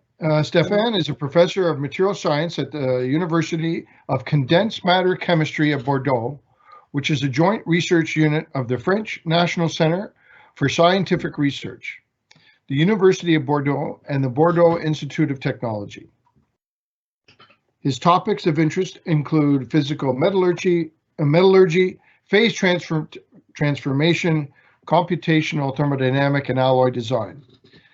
Stefan is also the author and co-author of more than 100 papers in international peer-reviewed journals, and he gave in excess of 50. He's done in excess of 50 invited lectures at international conferences, and has received the 2018 Constellium Prize from the French Academy of Science for his contributions to metallurgy. So, Stéphane, with that, I'd like to bounce it over to you, and you can present your topic for today. Thanks so much. And also, I want to thank the organizers for putting this workshop together, and my colleagues and students who have contributed to the ongoing project I will present today. I'd like also to acknowledge the support from the CNRS through the 80 Prime program, and from the IDEX Bordeaux through the program Investment for the Future. I'm new in the field of AI, so in this talk I will briefly explain why I look for machine learning, and also I give you some specific details on the related project I have recently initiated. So, as a metallurgist, I use a physical-based model to bridge the gap between fundamental material properties and the macroscopic material behavior. For example, strength and ductility are connected to specific nanoscale mechanisms of deformation, which interact with the microstructure. So these mechanisms can be modeled and computed to explain the observation. For example, phase diagram, phase transformation, transformation diagram, and thermokinetic theory provide the link between the microstructure, the chemistry, and the processes. And mechanistic theories relate the mechanical property to the microstructure. So this is the kind of work I have done so far in my metallurgist journey. Once you have gained an understanding of underlying physics that control material performance, there is a strong incentive to go the other way. That is to design materials for applications. So this is material by design. However, traditional design and development, so D&D approach, is slow because it relies on time-consuming and expensive chemical campaigns, material characterization, interpretations that are repeated until we find the best candidate material. So I'm trying to accelerate the design and development process because I think that this traditional D&D is not suitable for high entropy alloys. And I am now going to show you why. So let's talk about high entropy alloys, HEA. So instead of basing alloys on a single element, as we have done so far with conventional alloys, HEA use concentrated blends of 3 or more principal elements to form an alloy base. So HEA represents a shift in focus from the edges of a phase diagram to the center of vast and uncharted compositional space. In other words, HEA allows the exploration of a huge design space that was not accessible with conventional alloys. Besides, instead of having only 67 elemental bases, this is the number of stable metallic elements, we have now over 110 million new alloy bases with 3, 4, 5, or 6 principal elements from the same palette of stable elements. So this is a fundamental, this fundamentally changes the way we design new alloys, and this is why we must develop new methods to accelerate the design and development of HEA at rates that may match the explosion of new alloys offered by this new concept. So, if I look at applications, so an application may emphasize strength, density, strength over density, or strength and work hardening, etc. These requirements depend on the application. And designing a material for the application can be seen as a process of finding the optimum of an objective function that represents the correlation between the design space, for example, the compositional space, and the key requirement from the application. So most of the time, the objective function is nonlinear, highly dimensional, noisy, expensive to experimentally evaluate. So this is why traditional intuition-based D&D is not competitive, since it relies on processes, time-consuming expanded characterization, and the property test. In the same time, the recent availability of data paves the way for the use of computational oracles. Data can be of two kinds: computational data provided by computational thermodynamics, such as CAL5, or by DFT, for example, but also experimental data. The first one usually offers large data sets, while the second one usually is small or even very small. Oracles can be physical-based models if the objective function is known, or machine learning models when the objective function is unknown. We can use them to make prediction and virtually and rapidly explore the design space to drive the experiment after optimization. And now I'm going to illustrate these ideas with three ongoing projects I am currently working on. So the first one focuses on the design of refractory HEA with enhanced high temperature oxidation resistance. So first, we start with this palette of elements after we have eliminated all toxic, radioactive, too costly elements and retain only high melting elements and compound forming elements of this palette. Then the metric we consider to rank materials with respect to oxidation resistance at high temperature is a specific mass gain during autothermal treatment under air. The objective, so the objective function, is the relationship between the specific mass gain, which is the target, and the alloy composition and oxidation temperature, which are the features. The goal is to find the minima of this unknown objective function. And finally, we have a little bit more than 100 published refractory alloys from which we know the targets.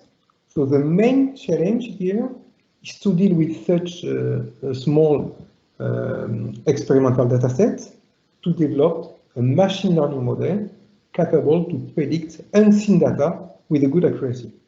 And to do this, we have designed this process. To overcome this issue, we have implemented an active learning cycle, which includes 4 steps.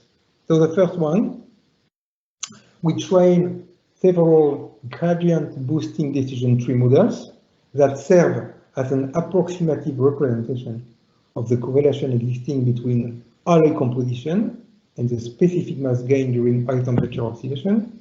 It is cheap to evaluate by comparison to the characterization in laboratory. Then we use, the machine learning model even used to as a surrogate model function for the Bayesian optimization to propose one sample by balancing the exploitation and the exploration. Then in the third step, we produce a sample and evaluate the metrics. And finally, we update the non-domain and repeat the cycle until the minimum mass gain is obtained. So by doing this, we hope we'll be able to predict materials that perform better than the initial dataset, but we can already extract some useful information from the machine learning model. Here an example with that plot showing how each element contributes to the oxidation. So on the left vertical axis denotes feature names, ordered based on their importance from top to bottom. They are the alloying elements and the test temperature. The horizontal axis represents the magnitude of the impact on the predicted specific mass gain, and the vertical axis represents the magnitude of each feature as it appears in the dataset and color the points. Each point represents an array from the dataset. For example, we see here that as the concentration of niobium increases from blue to red, its effect on the model is more positive, which means that it tends to increase the specific mass gain when its concentration is too high. The same is true for the test temperature and the zirconium concentration. While molybdenum, aluminium, titanium, and chromium have a negative effect on the model, which means that these alloying elements contribute to decrease the specific mass gain when their concentration is increased. So this was my first example, and the second one. The second example is concerned with the D&D of refractory superalloys with BCC B2 microstructure for thermal stability and high temperature strength. Our approach consists to interrogate large crystal structure databases such as ICSD, CALFAT databases, experimental data, to connect the elemental composition to the occurrence of B2 compounds and to predict novel refractory-based B2 compounds not included in the databases. So we use different open source online packages for the machine learning featurization and the neural network algorithm. The output of the machine learning model is a list of novel binary, ternary, quaternary, and quinary alloy compositions likely to crystallize in the B2 structure and to be experimentally tested. The result can be represented by a probability map for B2 crystallization, as you can see on this corner.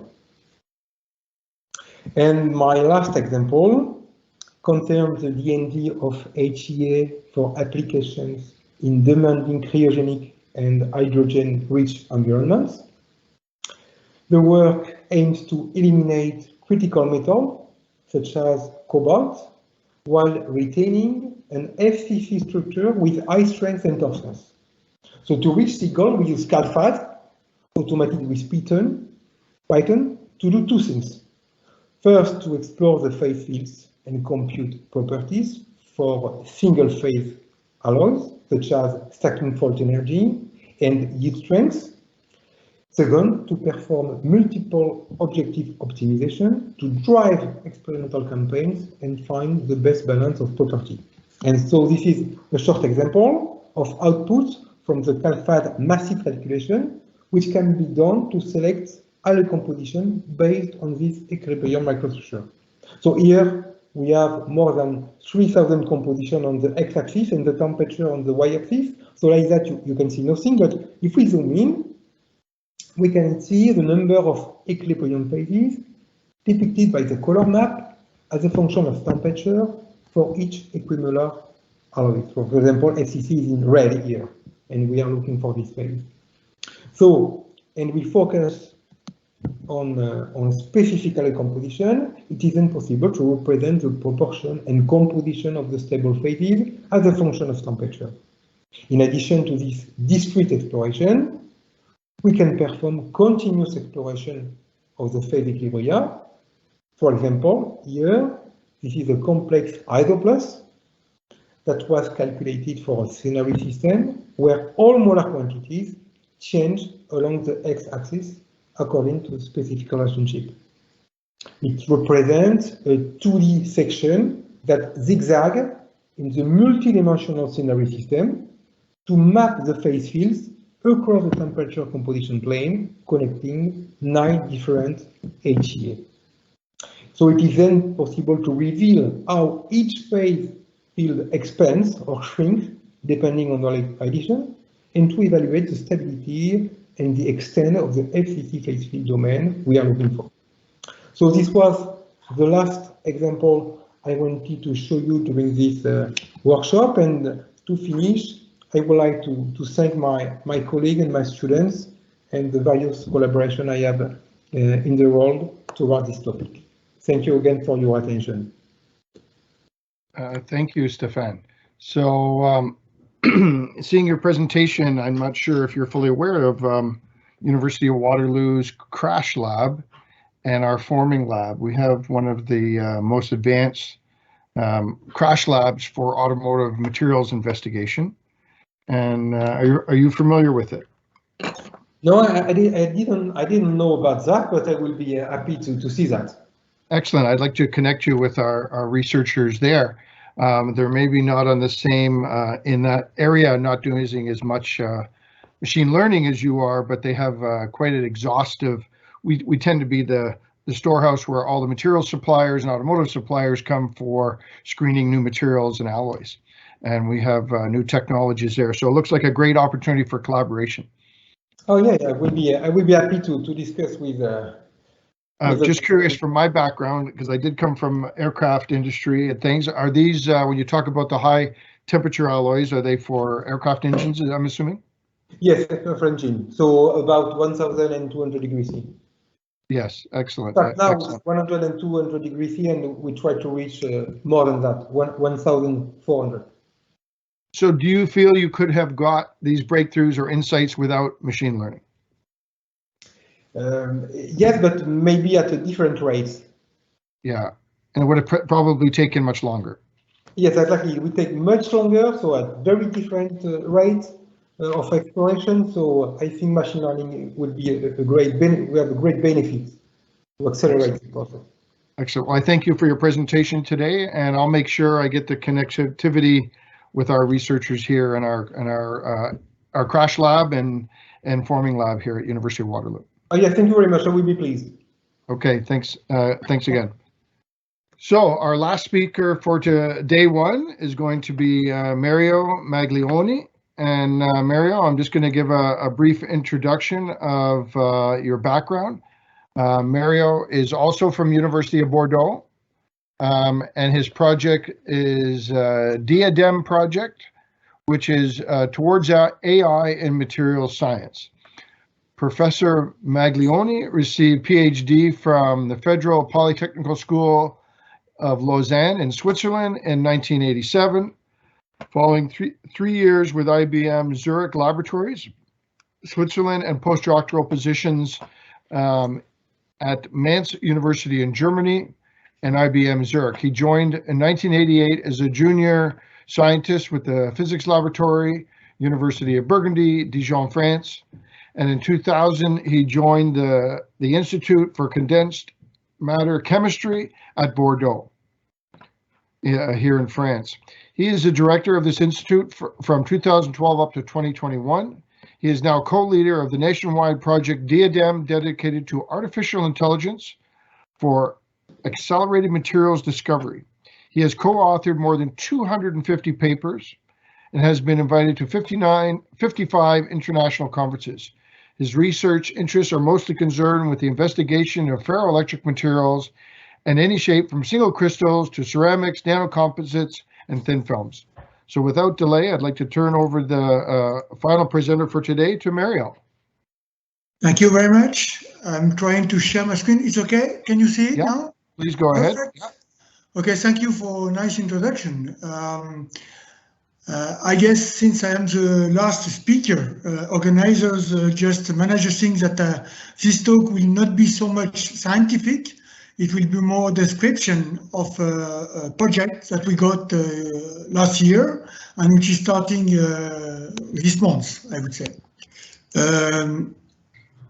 Yeah, so my aim is to introduce the exploratory program that we got for artificial intelligence as applied to material science. So Myself, I am Mario Maglione. I'm a co-director of this program, which is called DIADEM, and I am belonging to CNRS. It's a national French agency for research, and I am co-directing it with Frédéric Schuster, who is from CEA, which is another French research agency.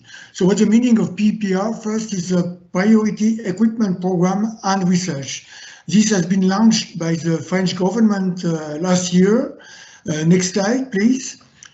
And what is the acronym of this is a discovery acceleration for the deployment of emerging materials.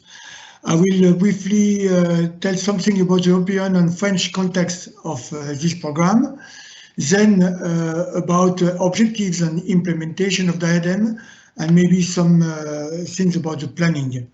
Next slide, please. It's very clear for everybody here.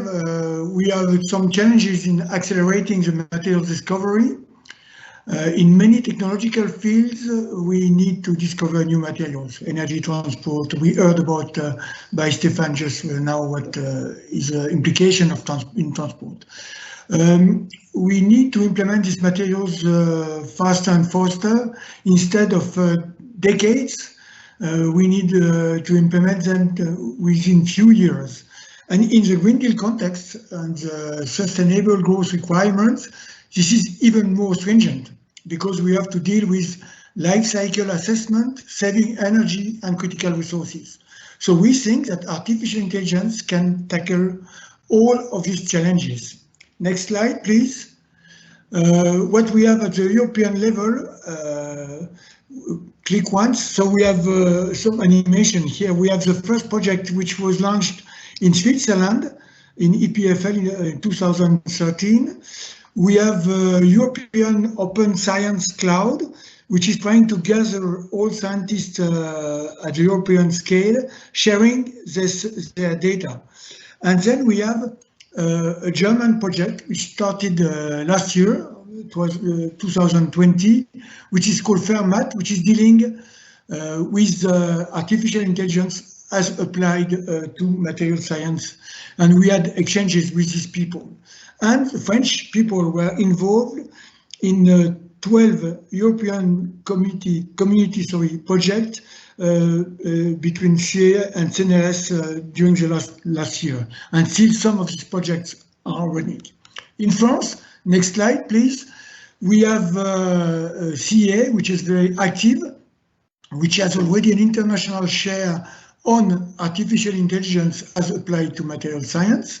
We have in Grenoble, maybe some of you know where is Grenoble, we have combinatorial methodology activities, and we have a lot of networks all over the France shared by different CNRS and CEA laboratories and different universities.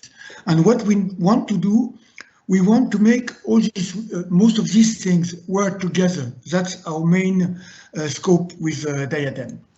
So what we did first, we checked about increase of publications and patent in the field of artificial intelligence as applied to material science over the years. So as everybody knows, there is a strong increase of this. Next slide, please. And what we can see on this slide is that CEA and CNRS are among the top institutions in the world for papers and patents. For example, here in this case, we have 3D printing papers and patents, and we can see that CEA and CNRS are well positioned. We have the same next slide on numerical simulation of manufacturing processes. So what we did for the implementation of DIADEM, next slide, we have, so our main task is to start platforms dealing with artificial intelligence for material science. So what we did, we planned some platforms, which are 4 platforms. One which is about the synthesis and shaping of materials. The next one, which is the characterization of the high throughput characterization of these materials, could be the materials after having been processed or the material during their processing, during the time you process them. And we have obviously numerical design and simulation, as we heard in the previous talks, numerical design and simulation of these materials. What is making all this platform working together will be the databases and artificial intelligence.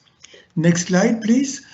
What we did, what we plan, which will be starting right now, this January, we plan having a demonstrator projects which will show that these database, these platforms are working well together.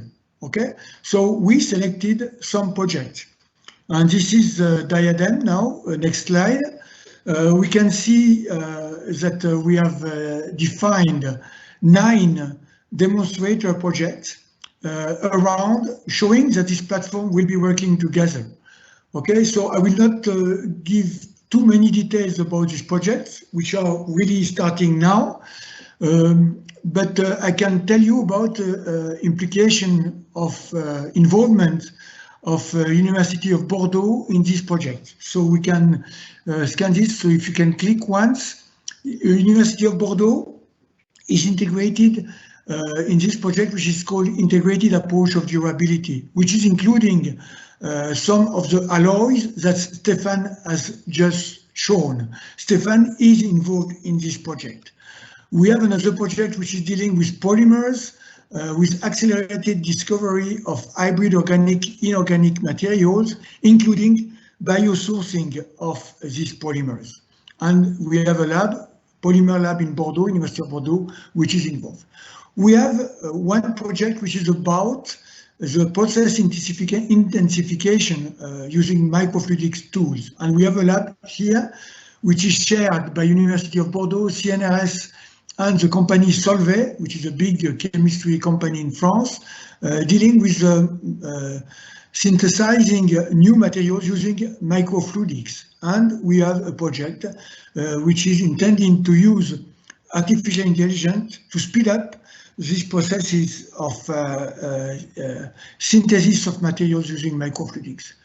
If you click once, we have another project which is dealing with combinatorial solid-state chemistry. Again, University of Bordeaux and my lab, ICMCB, like in the previous project, is involved in this combinatorial solid-state chemistry synthesis of new powders and seal films. And the last project in which University of Bordeaux is involved is dealing with ceramic matrix composites. One of the applications of this composite is for aeronautics, as we heard, and we have to work with data-driven developments of these composites. So this is a very brief introduction of the projects which really are starting to this weeks, I would say, and that was a little surprising. I must say that this PEPR program were announced in November. It was a heavy selection because we had 70 applications in May for all topics. Only 4 were selected, and we were lucky having in artificial intelligence for material science DIADEM program to be selected. This was announced, this selection, in November, and the project will start in January, February. I don't know in Canada, but I can tell you that in France this is very fast. The time between the selection of the project and the start, the effective start of the project is very small, only a few months, and it's quite a success in this case. So next slide. What are the universities which are involved? This is a map of France. We have 7 universities which are included, 3 in Paris, maybe you know the names, Paris-Saclay University, Sorbonne University, and Polytechnical Institute of Paris. Then we have an eastern part of France, we have Laurent University, which is mostly dealing with metallurgy. We have Lyon University, which is mostly dealing with the characterization of materials. Grenoble-Alpes University, which is also working with metallurgy. And obviously Bordeaux University, as you may know. And what is very interesting that during the launch of the project, we had the contribution from the two synchrotrons. So the first, which is in Paris, so if you can click, Soleil synchrotron in Paris, and ESRF, which are deeply involved in DIADEM. So the high throughput characterization we speak about will be implemented as well in synchrotrons, which means we'll have very fast structural tomography, electronic investigation of electronic state of materials, because thanks to these synchrotrons. Next slide, it is management of DIADEM. So we are two directors of this program. We have on the left an institutional strategic committee, which is including the 7 universities I told you about, and CA and CNRS. And on the right side, you see that we have a program committee where we will select outstanding representatives at the national, international level, and industry. On that slide, I must say that industry is not involved in DIADEM. They wrote support letters for this program to be supported by industry, but industry people are not directly involved. We are speaking of an exploratory program, basic research, obviously, as I said, with some potential applications, but we are mostly focusing on basic science. So next slide is the last one. This is the planning. So on the top, you see that we have the demonstrator program I told you, which are starting now, 2022. 9 of this program started. The red part is a platform, are the platforms, the 4 platforms I told you about, which will start from this year and at the end of the project and in 2029, and will last after the project. The scope is that all of these platforms can be shared by the community after, during and after the project. Then what I must say is that the demonstrators, we selected the demonstrators I have shown. From year two, this is the third row, from year 2024, we will have open call for proposals. And maybe at that point, I must say that this will be ANR type research programs in which we may think of collaboration, international collaboration in this call. Okay, each of these calls will receive 10 million euros, and maybe if some projects are successful, it could be also a way to contribute to some international programs. Maybe, why not, with Waterloo, why not, okay? And the last row is about education and training. We know that the number of people who are involved in material science in CNRS, CA and universities is about 4,000 at the French level, included in 200 laboratories. Our scope is that at the end of DIADEM, we hope that 1/3 of these people will have integrated artificial intelligence in their everyday research at the end of DIADEM.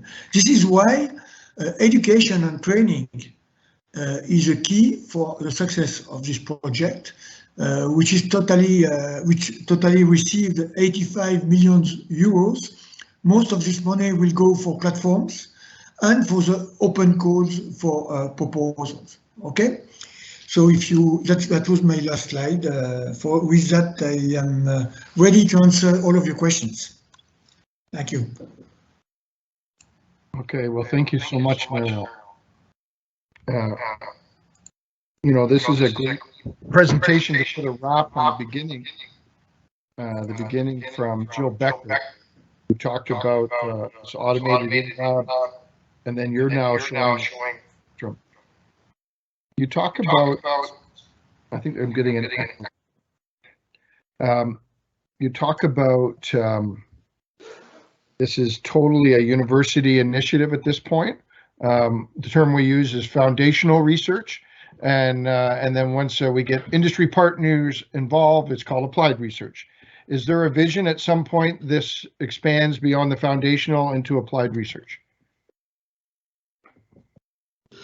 You're on mute. Sorry, you're on mute, Mario. Of the code will be open afterwards for industry cooperation, for sure. But to start with, I mean, to implement what we have on the screen, the platforms and the demonstrator project, at the beginning, we don't include industry people. I mean, this is launched by the French Ministry of Research, and this is one of the things that we were asked to do, which was not to include industry at the beginning. But obviously, industry people like Solvay company I told you about, Safran company, which is involved in aeronautics, Dassault, they already have a lot of internal artificial intelligence that they use every day. So we will not make the work at their place. We will set this platform for them to be used by everybody at the end. It should be open. Okay, great. Well, thank you so much for your presentation today. You know, it's a lot of information and material to digest. I'm just double checking here if there's any more questions under the Q&A box. I think we're good there. So if you have any questions, you can reach out to myself, H. Godwin at Waterloo.ca. And if there's anything else, otherwise we'll see you tomorrow. And I believe the host for tomorrow will be Oleg, and he's from our wind team. Have a great day.